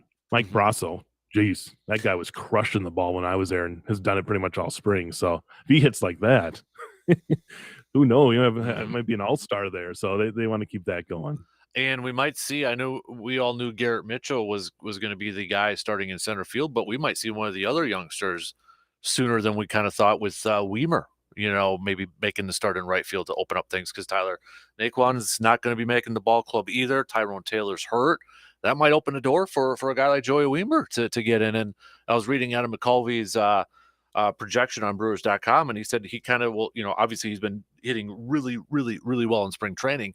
But what benefits him too is he's a right-handed bat, where like Yelich and Mitchell, they're all lefties. So to add another right-handed bat in that mix too. So we might see one of these another youngster earlier than what we thought this year. Right. And that's what this is, we're not in a rebuild. They're not totally revamping everything. But when you have those younger guys and you have those injuries, especially at the start of the season, it's a chance for somebody to come up there and make some noise and never get back sent down to Nashville. So yeah, if you're Weimer, you come out there and do what you can. And yeah, it's going to be interesting just to see, because I was there, and unfortunately, not unfortunately, it was a great event, so I don't want to knock it, but the World Baseball Classic was going on. So there was some of the guys, Rowdy Tellez wasn't there, Adames wasn't there. So you didn't get to see the full complement, but got to see a lot of those younger guys out there, and they're very willing and ready to go out there and do what they can for a spot. So I think if you get the opportunity, you got to take it. Yeah, definitely. So I'm, I feel like too, it's kind of crept up on us that opening day is coming up here on the 30th. I don't know why. I just feel like it's kind of like, oh yeah, it's sneaking up a little crazy. bit. March just has so much going on, and you throw in like the World Baseball Classic. You had the NCAA tournament, some bigger PGA events. I mean, there's something going on. Obviously, the Rodgers news has been everywhere for the NFL. So yeah, it to me too. It's like, oh my goodness, coming on Thursday, it's opening day, and what I'm sure is going to be a real warm Wrigley Field. Mhm. Yeah, The, right? I, the ivy will be. You'll definitely be seeing the brick. Oh, That yeah. ivy's not growing at all. Not for another month, probably. Just as long as the azaleas are in bloom in a couple weeks here down in Right. Georgia. So Yeah, exactly. Well, I don't think that's going to be in doubt. so yeah, opening day Thursday, taking on those Cubbies right away. I know the other thing with the Brewers too is kind of a wait and see, I guess, is Luke Voigt, that situation there. Like he did opt out, but there's still like a really good chance it sounds like he could be back. Does it seem like maybe it's just a situation he's like, okay, I'm maybe looking for an everyday starting opportunity, had a good spring, showed off his power. We know the Phillies might be looking for a first baseman, but it seems like from all, like Adam McCulvey and such and others is like, don't close the door on him actually being on this Brewers 40-man roster. Was he there when you were watching some Yes. games? Yeah, and he had a couple. I think he had a home run. He was just hitting the ball well. So I think that's one of those. Why not? If you're Mhm. him, if you can find a better deal, Right. and you get a chance to be an everyday starter, then you go for it there. So I think it's just a more of a negotiating tactic for him. Mhm. Obviously, there's a few step up and shove out the money, but it's also are the Brewers willing to do that too? So yeah, I mean, if you're in that position and you're him, why not? Right. Yeah, I agree. So, see what you can get out there. But I personally, I would like him back in Milwaukee to display some of that power because I think we all want as much power and hitting as possible. What did you think of, the banning of the shift and the pitch clock when you first saw it in person? Well, the shift stuff you really don't even feel Hmm. that much when you're there watching games. It doesn't really affect the way you're watching games, or do you feel it? The pitch clock you do because it's faster. It really is, and it's nice. We had a game. Our first spring training game went 2 hours and 20 minutes. Ooh, I mean, that's unheard of. yeah. Now, granted, the next two games we paid for because there was a Brewers. Next game, the Brewers gave up 12 runs, I think it was, and the next game after that, they scored 12 runs. So bad pitching and walks will still definitely prolong a game. So don't feel like you're not going to have these 3 hour games, 3.5 hour games. It's still going to happen. But that Hmm. first game, 2 hours and 20 minutes, I mean, that's unheard of. For me, you just notice it because that was when I was like the dugouts and stuff like that. You're used to that like 35 seconds, 40 seconds in between pitches in major leagues. Hmm. And then all of a sudden you're like, then you just kind of like look up and like they're in the windup right away. So it is, I enjoy that part. I think that it makes the game so much more fun when you're just going. Hmm. So I mean, even like watching the World Baseball Classic because they didn't have those rules, it seems so different than what you were seeing in spring training. So I think you're gonna obviously there was an adjustment period, but if they're not adjusted by now, then that's on them Hmm. because you've had a whole spring training to do it. And I think most of the teams have done it. You just don't have the guys walk. It's more the batters leaving the batter box, readjusting everything, taking it. So you don't have these 35 seconds between pitches. It's really nice. Yeah, and I can't wait to kind of see it in action there too. So, oh man, so I before I let you, kind of go here, yeah, I know you kind of touched on it. Do you think some preseason or I guess beginning of the season predictions and expectations, Justice? Do you think the Brewers make the playoffs this year? Oh, it's going to be tough. Hmm. I think it's going to be tough. I mean, they have enough of the guys back.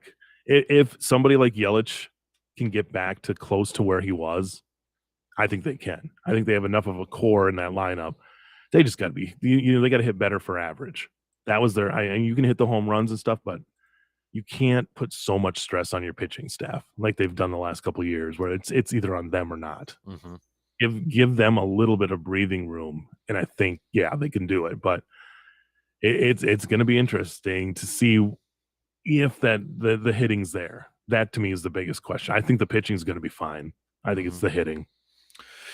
Yeah, me too, I don't know man. if I really answered the question. I'm straddling line. I think they're going to be borderline right there battling for one, but I don't know if they have enough to get over the top. But well, I've been fooled before by my own eyes, Hmm. so let's see if they can prove me wrong. Do you think, yeah, I mean, because I was looking at, if you want to look at power rankings, MLB.com's got them up already for the season. The Brewers are 14th. A lot of the preseason stuff has maybe been a little bit higher on the Brewers than maybe us. Are we being too hard on the Brewers in essence, or do you think we're maybe being a little bit more realistic? Because we've seen this team the last few years, and they really I know there's a lot. I think a lot of it though too is they're expecting big jumps from like Jesse Winker to go back to his 2021 self. William Contreras coming in. It just seems like the national peeps out there, if you will, or the analytics might be a little bit higher on the Brewers offense than we are as fans or observers of this team. Is it more of a thing of we're just watching it every day Yeah. and just seeing at times that offense do nothing? I mean, they go in some bad stretches we've seen, not for the last 3 years, Mm-hmm. where they just can't score and they're losing games 2-1, 2-0. It's just so that maybe it's just from watching it every day. The analytics can show you one thing, but sometimes your eyes don't lie. Yeah. So yeah, I think I think I'm just being maybe a little more pessimistic than optimistic. I guess I don't know. No, it's just because you've watched this team be right there. Right. What takes them over the top? And right now, I don't know if they have that one thing that takes them over the top. Right. I would agree with that. And I think a lot of it still is just going to be like, what version of Christian Yelich are we going to get this year? It kind of starts Right. with that. I mean, he's the leader of this team. Mm-hmm. And he is a dugout leader. He's the leader on the field. He's the guy who won an MVP, and you're paying a lot of money. They need him to put out there and put up some MVP like stats. Yep, 100%. So, do you think if the Brewers are not in contention or they're kind of way outside that playoff spot around the trade deadline, could you see the Brewers maybe starting to sell off and like I'm talking Corbin Burns and Brandon Woodruff, even though they do have another year of control of them next year? I definitely think if they're really struggling, those two guys, I think Burns is gone for sure. Mm-hmm. That's just my feeling because I think they've burned some bridges there in the off season. He's hired Scott Boras, if I'm not mistaken, what I just Yep. saw. Yep. So Scott Boras guys don't normally sign back with their team. It does That's not true. happen very often. So I think if you're struggling, I think Burns will be the first one that they move to get, build for the future. Yep. I agree, unfortunately. So that's where I think too. I was like, man, I wish they would just go for it this year. But hey, we'll Right. Or see. locked Burns in. Right. That it's on them. Yep. They could have locked him in already. Yep. You're right. All right, dude. That shot clock's gonna cut me off here in about a minute. So good catching up with you again, buddy. Appreciate it. And so you mentioned we got some spring sports practices able to start this week. I know track and field infield has already kind of started in that. So Yeah, baseball started last week. Softball as well. Softball's supposed to have games. I think they've already scheduled games, but yeah, if unless they're going south, mm-hmm. they're not. There's not a whole lot's going on. I know there's a few scheduled in our area. We'll see what ends up happening with those fields, but Yeah. And I believe the Blue Goals are supposed to play home on Sunday, Ooh. but we're in that early April. You don't know what you're going to get. And right now we have snow on the ground. Yep, and not that warm temperatures. So pick it up, Mother Nature. All right, JC. Appreciate it as always, buddy. Good chatting with you, and we'll do this again soon. Okay, sir. Sounds good. Everybody have a good week. You got it. There you go. There's Justice. That shot clock's going to cut me off here in just you're going to hear it here in a couple seconds. So to kick off the 8 o'clock hour, we'll do some studs and duds from the weekend. If you have any, you want to play along with us, hit me up with a text on that Shoe Doctor's bullpen line. All right, 715-830-1912. 2 in, 1 more to go. We'll be back after these quick news updates.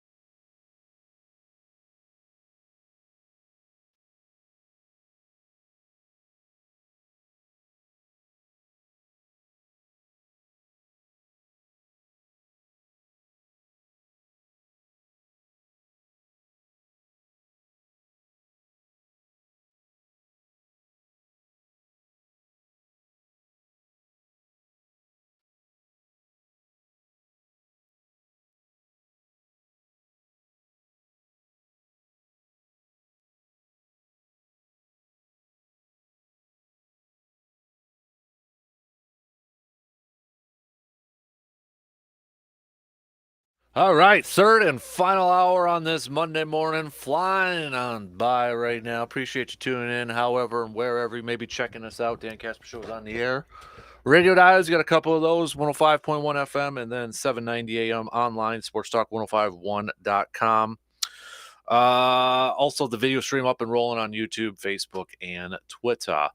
We're going to get to some more basketball talk. Final Four is set for the men's side. Women's side will be set later tonight. We know two of the teams that will be in the Final Four for the women's side. We got more baseball talk here too. Brewers inching a little bit closer to opening day Thursday. We're going to get to some Bucks chat here in just a second. But first, it's time for a little studs and duds. And who messed with my computer? Come on, studs and duds. There we go.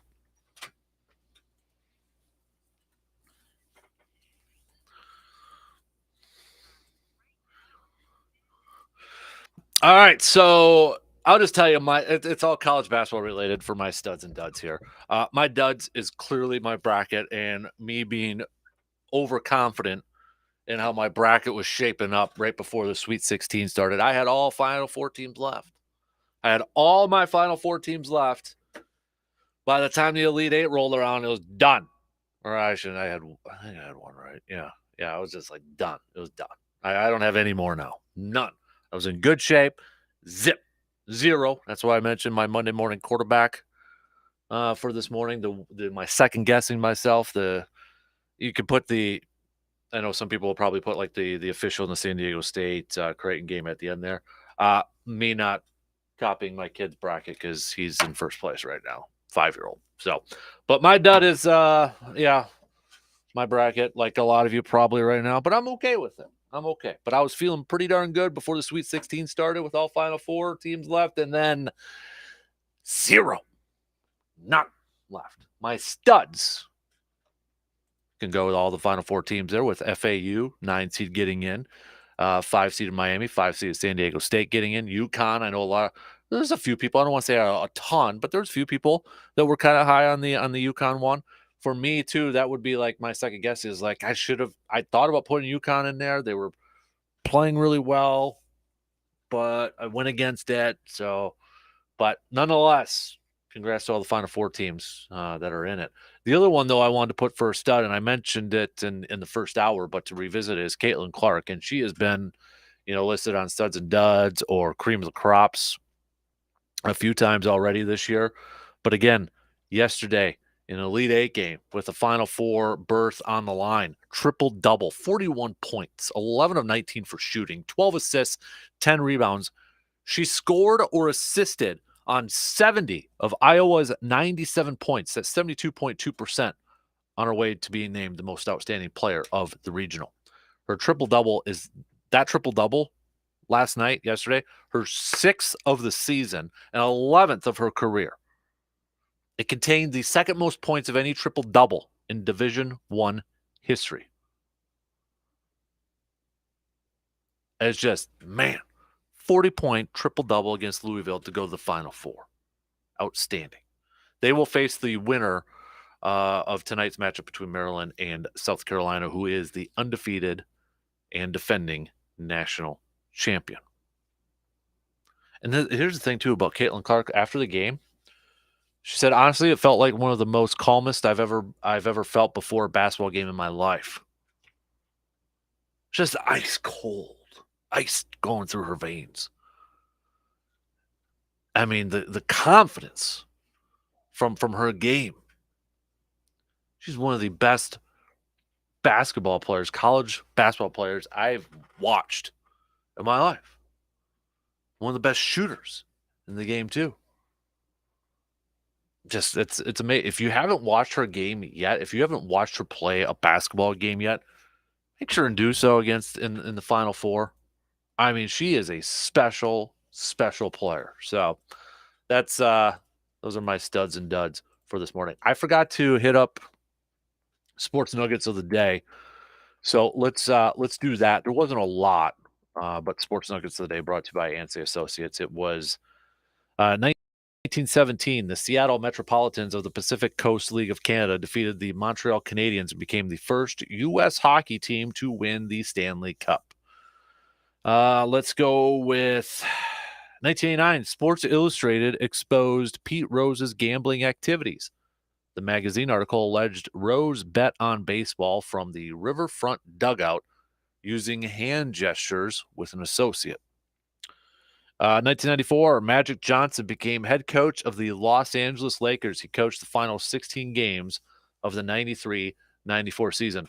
Fun fact, I don't know why I remember this, because I remember stupid stuff. I actually have a trading card of Magic Johnson as a coach. I think it's was it Skybox or Hoops? Brand name, NBA Hoops one. Regardless, I can picture it right now. Yeah, suit, coaching from the sidelines. I have one of those. 2007, NFL owners voted 30-2 to make the video replay system a permanent officiating tool. So those are just some of your sports nuggets of this morning. Again, brought to you by Hansey Associates.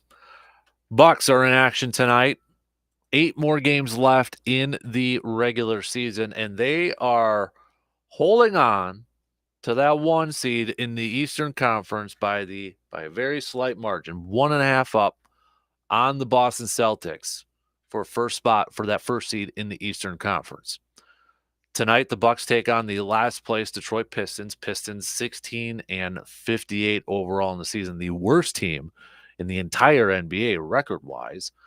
They've lost 5 in a row. They're just 1-9 in their last 10 games. So Bucks will be visiting Detroit tonight to try to extend their lead. They pick up the W. They'll be up 2 games in the Eastern Conference. Boston takes on the Wizards, who we just saw Johnny Davis put up 15 points, former Badger, 15 points the other night in 30 minutes of action.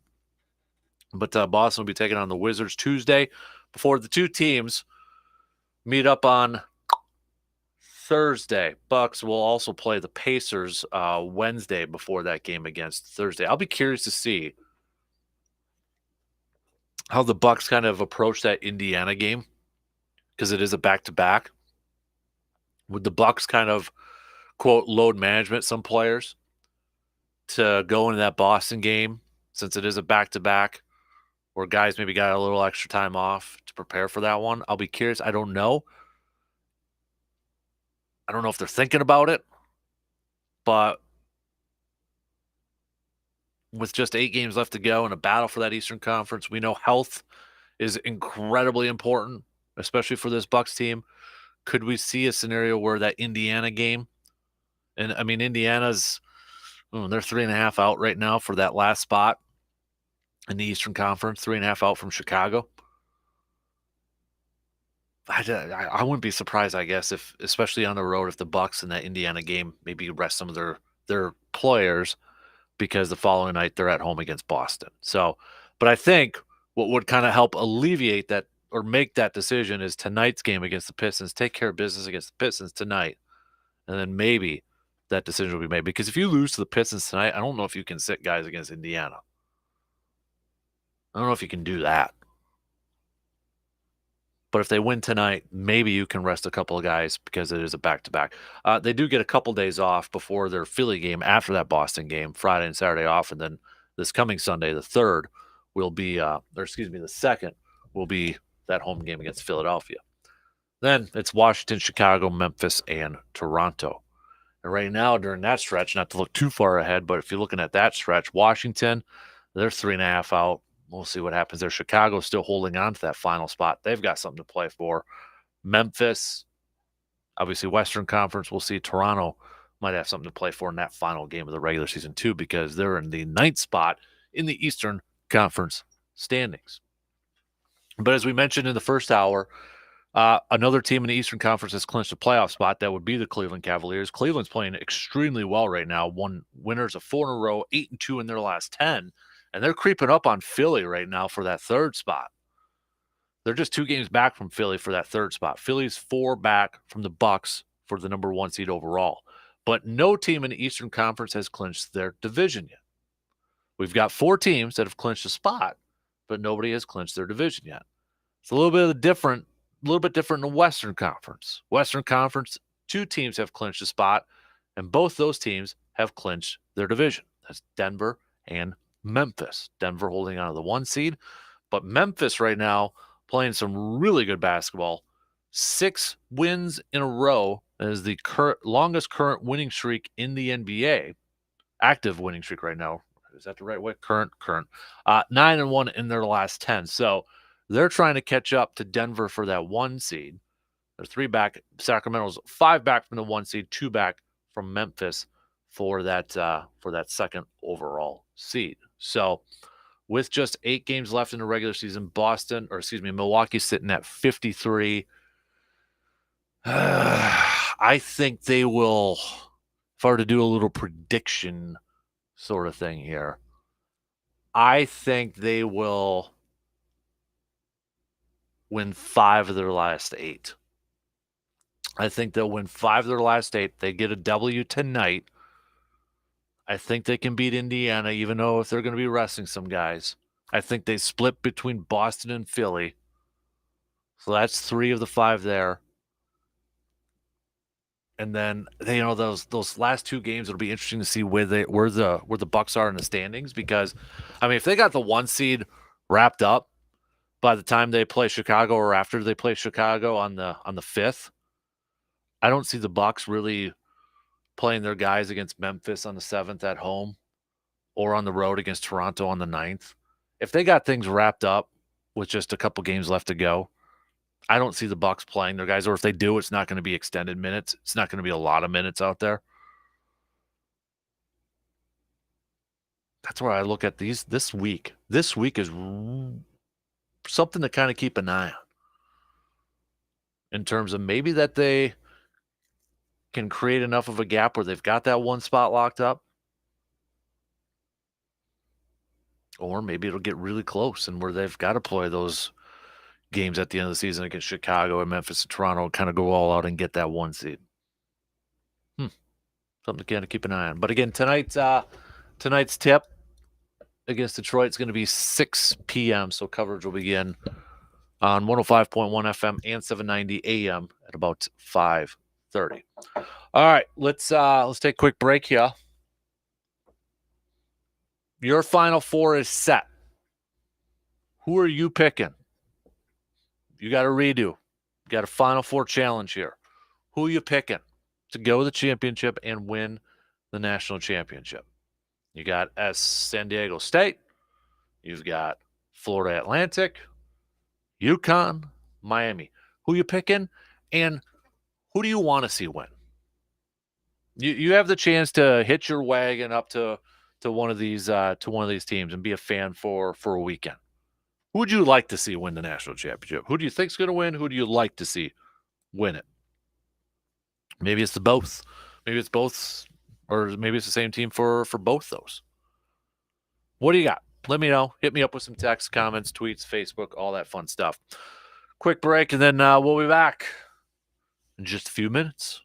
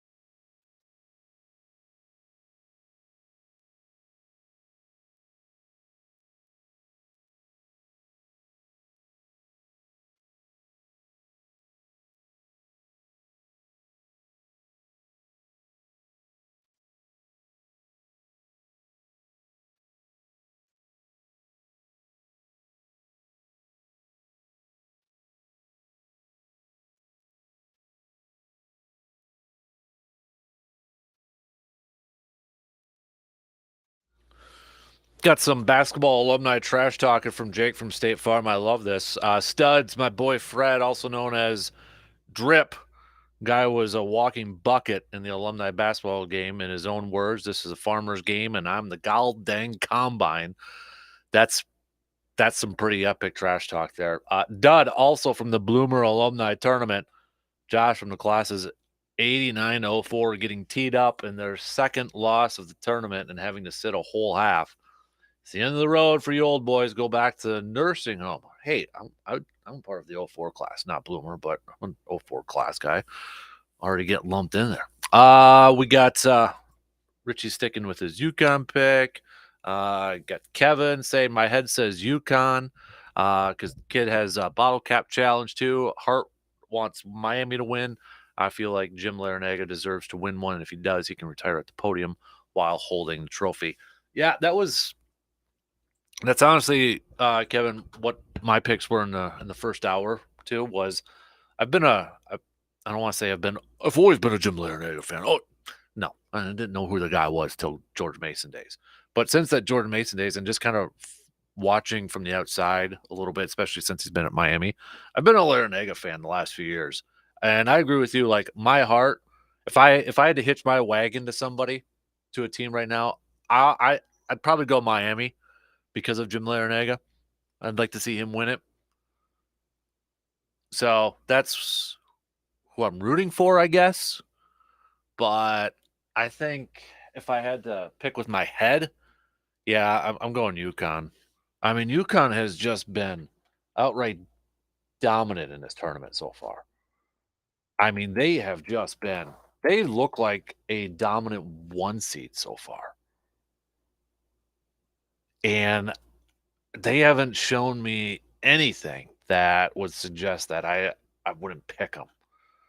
I mean, they defeated Rick Pitino and Iona 87-63 in the opener. They defeated fifth seeded St. Mary's 70-55. They dominated Arkansas 88-65.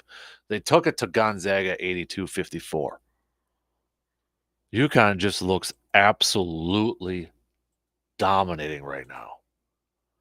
So while I hope Miami, that's who I'm rooting for. That's who I'm kind of, wishing can get the W. I just think UConn is so flipping good right now that I don't know if Miami can stop them. And then, if UConn gets the national championship, I don't think either San Diego State or FAU, Florida Atlantic, can stop them either. They just look so good. So good.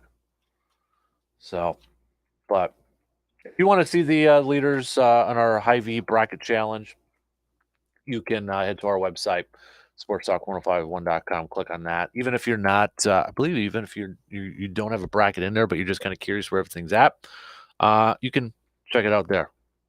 Click on the where it says leaderboard on there and see who's all in there. So, one thing I didn't get to that I wanted to catch up on here, just really quick. I want to make sure we got to it here, but Badger football. So Badger football, we got our first glimpse of some spring practice with this football team. And it was probably the first glimpse for a lot of people out there, right? So from everybody who was in attendance, or from those who were in attendance at the practice, one of the things that really stood out to the majority of everybody was like the pace. What was the pace of practice?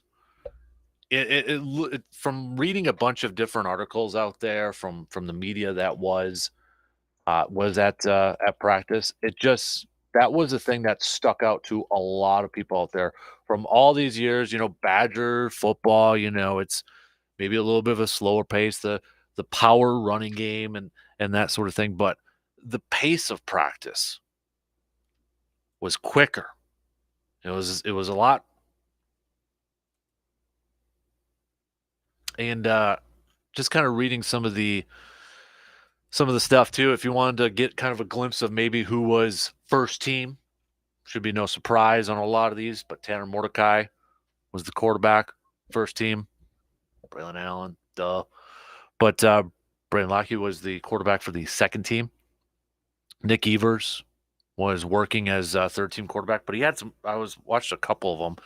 Dude had some sweet throws in there too. Future is definitely bright with him.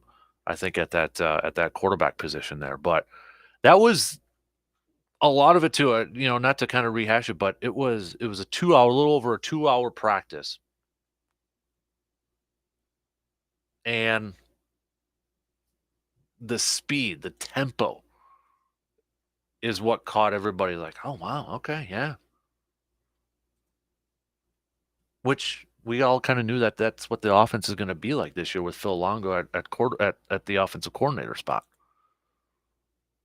So it's going to be a little different times coming up here for this Badger football team. Are you okay with that? Are you going to be okay with that? Are you good with maybe moving on or adjusting? I don't want to say they're going to completely abandon it because I don't think we actually really fully know at this point, or are you like the stickler, the old school, I want this Badger offense to still be a ground and pound, fast, or excuse me, physical running football team. I was reading a little bit too from our sister station, The Zone in Masson, who was down there watching it. They had a quote there from offensive lineman Tanner Bortolini, who said last week that the offense is going to be like a constant 2-minute drill. And it sure looked like it on Saturday. Definitely going to, I think, take some adjustment getting used to here. I'm excited. We've said it how many times after, Luke Fickell was hired and then putting his staff together and the Luke Fickell bat signal that was out there, having a little fun with that on Twitter whenever a new recruit was coming. Obviously, the transfer portal. But I'm excited and I'm intrigued with what this Badger football team is going to do this upcoming year. Speaking of the Badgers, their Final Four NIT game is tomorrow night. Badgers basketball still in action too, so they're going to be going up against North Texas, 6 p.m. That game is on ESP. If you're looking at the line, Badgers are actually not favored in this game. The spread's only 1.5, but it favors North Texas, the North Texas Mean Green. If you look at the matchup predictor for this too on the mothership ESPN, it does favor North Texas 55.2%. We'll kind of deep dive into this game a little bit more with RJ Cardinal tomorrow and talk a little bit more about spring ball, spring practice tomorrow with RJ Cardinal. But when you're looking at this North Texas team, because obviously we probably don't know a whole lot about him, but Tyler Perry, the guard, not the actor, 17.3 points per game so far this year. If you're kind of looking at some of the stats here for the North Texas Mean Green. Then they got Huntsberry, who also averaged 12. So they got 3 players who averaged double-digit scoring throughout the season here. But I'm kind of wondering which Badger is going to have their game in this game. Because you look at the 3 NIT games so far this year, it's kind of been like one guy having his game. Like it started off with Stephen Krull, right? Over 30 points. Then it was Chucky Hepburn.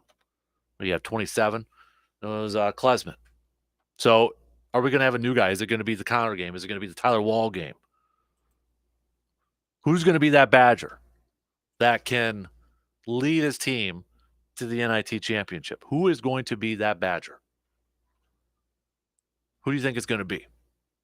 Think about that for a little bit. Hit that up tomorrow when we get into previewing the game here a little bit more with RJ Cardinal. Yeah, don't forget, put that on your calendars tomorrow night, 6 p.m., all right? 6 p.m. Badgers hoping to play for a spot in the NIT championship game. We got more text coming in, or I should say more messages, private messages coming in. So that's fine, too, if you want to do it that way. UConn, I think UConn's going to win, but I would like to see San Diego State win it. Another pick, UConn's going to win, but they're going with their heart says FAU, head, UConn. Another pick, UConn. yeah, everybody, it seems like, is picking UConn so far to win this thing, and I totally get it. Yeah, I mean, they've just looked lights out so far. But are you something I asked in the first hour? When it comes to like the Final Four in a national championship, because there are some fans out there that are like this, and there's nothing wrong with it. But when it comes to like the championship or the Final Four, do you like all the upsets and having the lower seeds? Like, I mean, this is the first time we haven't had a 1, 2, or 3 seed in the Final Four. Do you like that, or do you like it when it's like, okay, yeah, once in a while upsets are good, but when it gets to the championship, when it gets to like the finals, you want the best teams in there, or at least who we thought were the best teams throughout the regular season? Because and there's nothing wrong with that. Like last year, we had, North Carolina was an 8 seed. I get that, but Blue Bloods, North Carolina, Duke, Nova, Kansas. UConn has championship history. I wouldn't lump them in the same category as Miami and San Diego State and FAU. But there are a decent amount of fans like, when it gets to a championship, I want who we all think is the best in there and, the best to represent the championship game.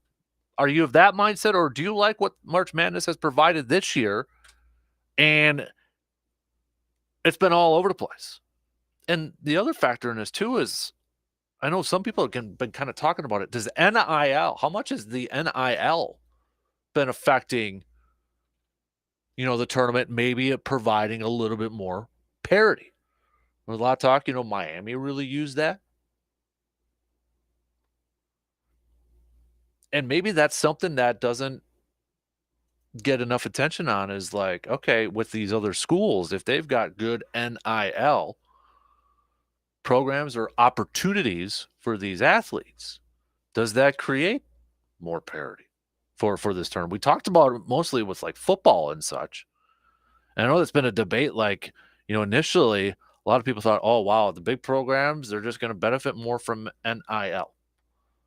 But I was reading this last night, kind of reading some of the comments and thoughts from others out there, was like, look at this college basketball tournament and seeing these teams in here and seeing how, maybe NIL has positively benefited some of these other programs.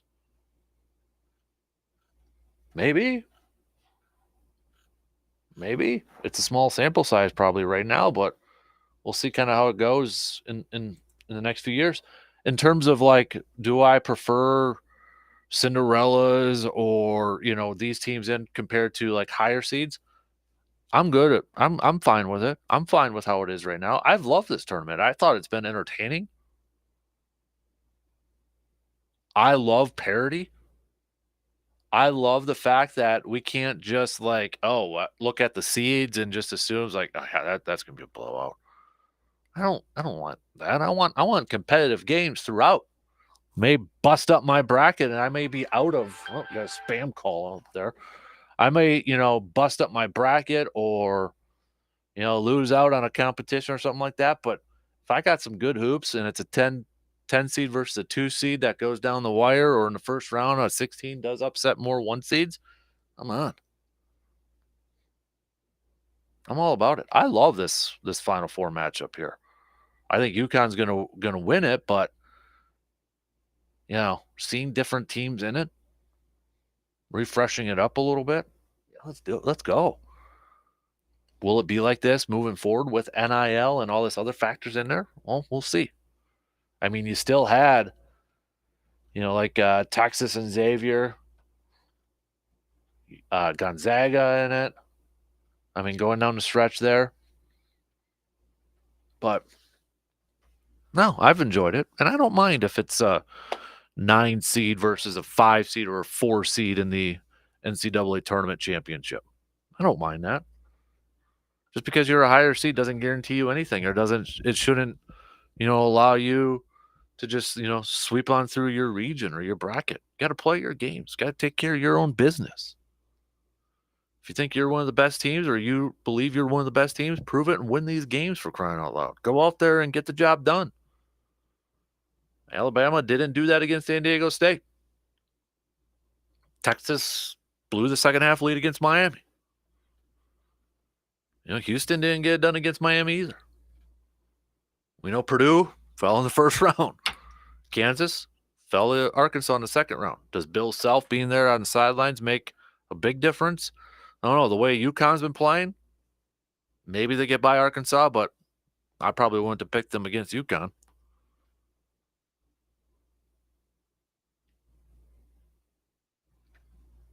It's been a fun tournament, and I hope this Final Four is good. I mean, the way UConn has kind of played so far, you just hope that entertainment-wise that it's not a big blowout against Miami. And really, I mean, San Diego State versus FAU, I think a lot of us, general casual basketball fans, college basketball fans, have no idea what to expect in this game.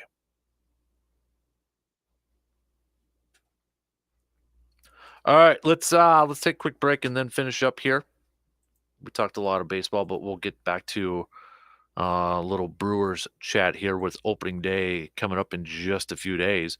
What is their roster going to look like on opening day? Maybe a couple of surprises here, but also we've got owners meetings going on in the NFL in Phoenix.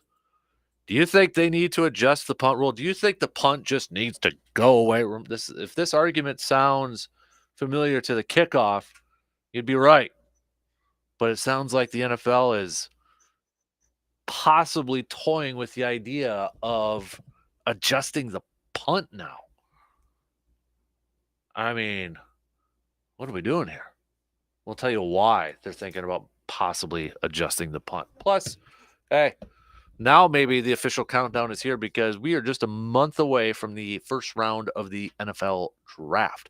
When do you start to get into draft mode? Is it when the calendar turns to April, or maybe you already are?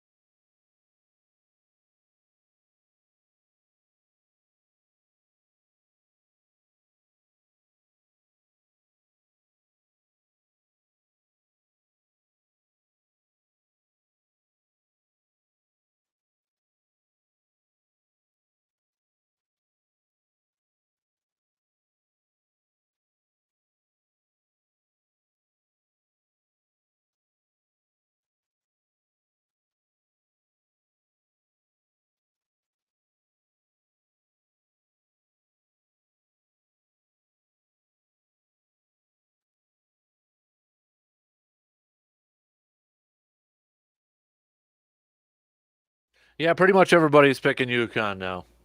Just going through some of the messages that we've been getting so far this morning. I don't think anybody's picked anybody besides UConn at this point, and that's where the favorite is. If you're kind of following the Vegas lines and the money lines, everybody's going with UConn right now, which no big surprise, at all. Tonight we'll find out who is going to be joining both Iowa and LSU in the women's Final Four. We got undefeated South Carolina on the schedule for tonight. They're going to be going up against Maryland, and then we've got Ohio State. Excuse me, choking up here versus Virginia Tech. So we'll see. Dang it, I'm kind of starting to lose my voice here. So bear with me. I apologize there. We know Iowa's in it. We know LSU is in it. So we just got to figure out the rest of the Final Four for the women's side. Again, South Carolina tonight going up against Maryland. That's at 6 p.m. And then Virginia Tech, Ohio State's going to be at 8 p.m. Could we get some more Big Ten representation in the Final Four for the women's side of things? We shall see later tonight. Also tonight, Bucks are in action going up against the Pistons. Tip time around 6 p.m. Coverage will begin here on 105.1 FM and 790 AM at about 5:30 tonight. Spring training wrapping up as well for the Brewers with the home opener coming up on Thursday. Brewers Cubs. We know Corbin Burns. He's going to be starting for the Brew Crew. No big surprise. I don't think that's surprising too many people here. Brewers will be taking on the Rockies in another spring training game today. Rest of the schedule. They're going to be going up against the Rockies on tomorrow too. Then travel day, and then Thursday the home opener going up against Stroman. Burns versus Stroman on the mound.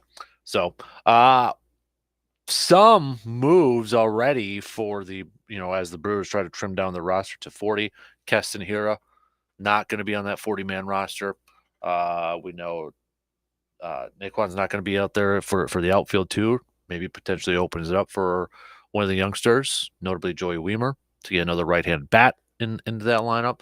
Luke Voigt, option. He seems like, my guess is he's exploring the market, but sure seems like there's a really good chance he will be back with the Brewers.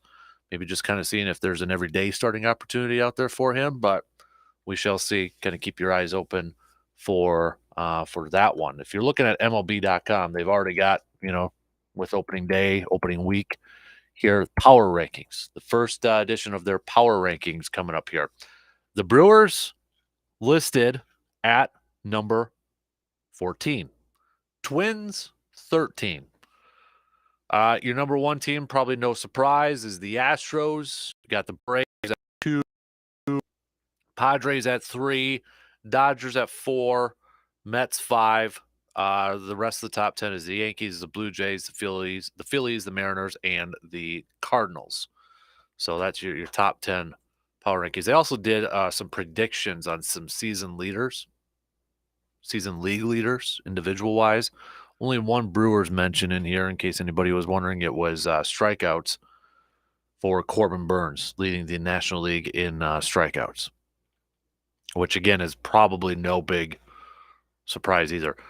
For what it's worth, Josh Hader was predicted to have the most saves in the National League. So,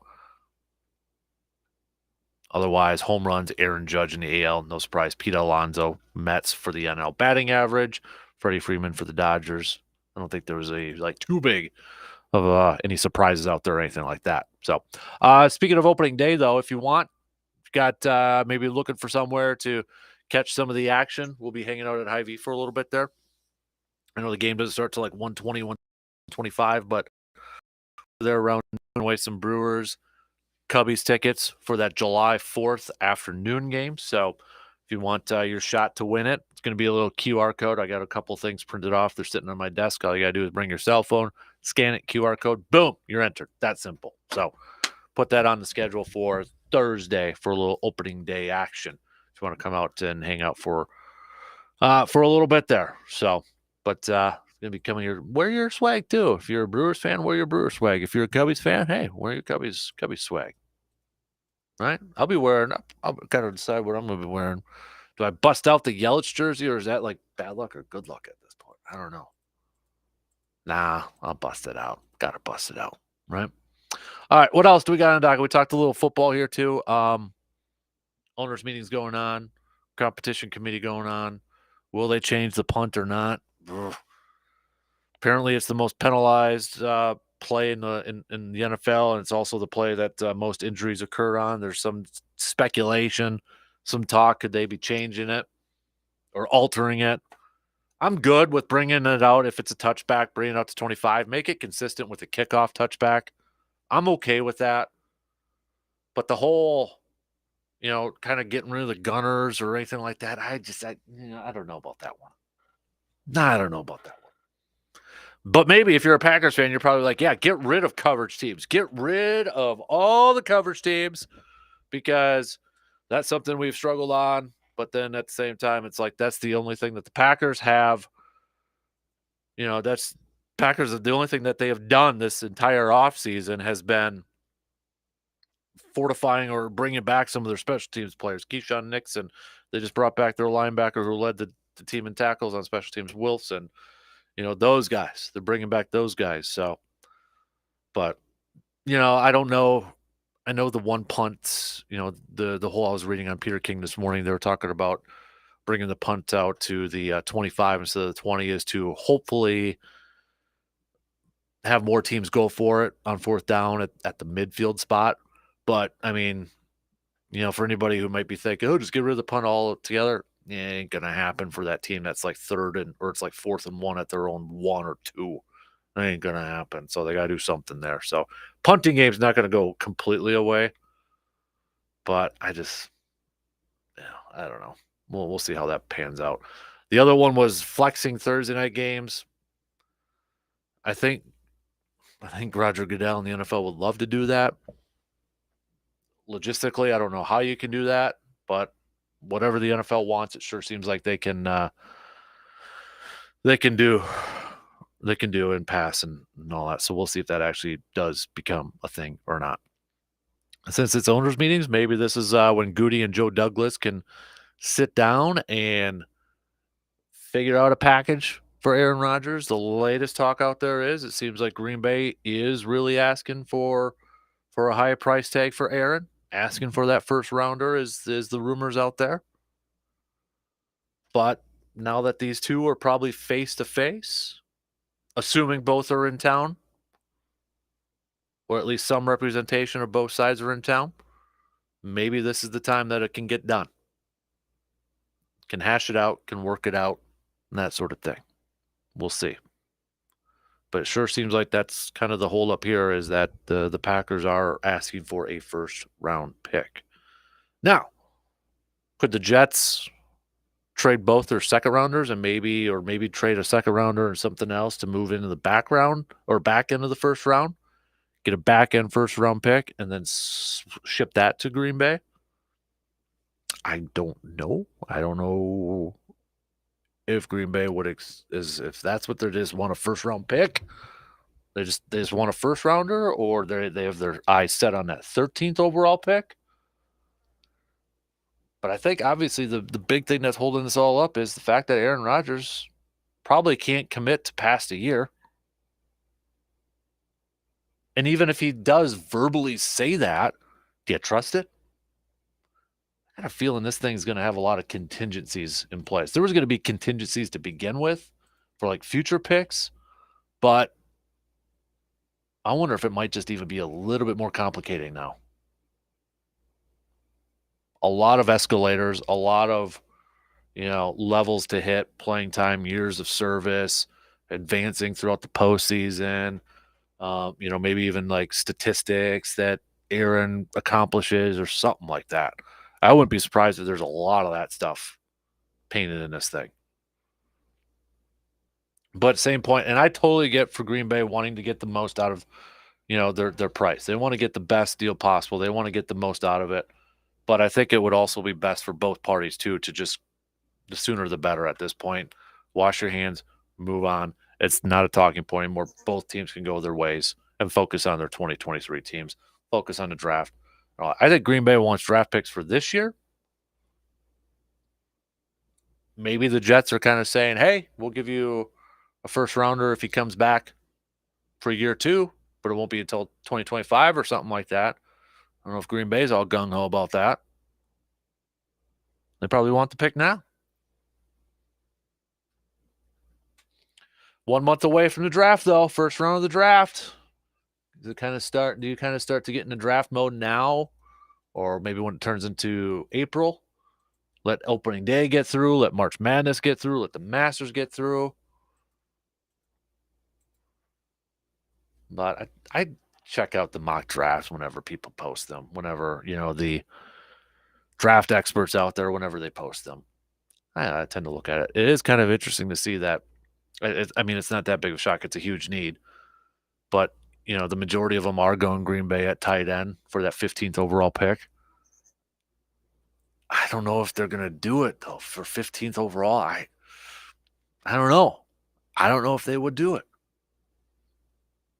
I have no good gauge on how Green Bay is going to do this draft. I never have a good gauge of what they're going to do, but man, they could go a bunch of different areas, which I guess makes it kind of exciting because, you could bring in a few different options and you'd be excited about. But at the other time, it's like, well, if they got that many holes, I mean, obviously they can go a bunch of different ways there. It's not necessarily a good thing, but we'll see. All right. Shot clock's going to cut me off here. So tomorrow we got to grind my gears. Tuesday, we'll hit that up. We'll catch up with RJ Cardinal, Badger analyst at the Zone in Madison, obviously previewing the Badgers' Final Four NIT game tomorrow night against North Texas, recapping some spring football practice, the impressions he got, all that fun stuff. We will also do a Tuesday pop quiz. We'll hit that up, talk a little Bucks. Did they get a W tonight against the Pistons? Where's it at in Eastern Conference standings? They'll just have 7 more games left after tonight's game. Kind of look at everything there. Closer to opening day, Brewers just got 2 more spring training games left to go, both against the Rockies. All that fun stuff. DP and the Danets are up next. Have a good rest of your Monday. We'll be back at it again tomorrow morning, shortly past 6.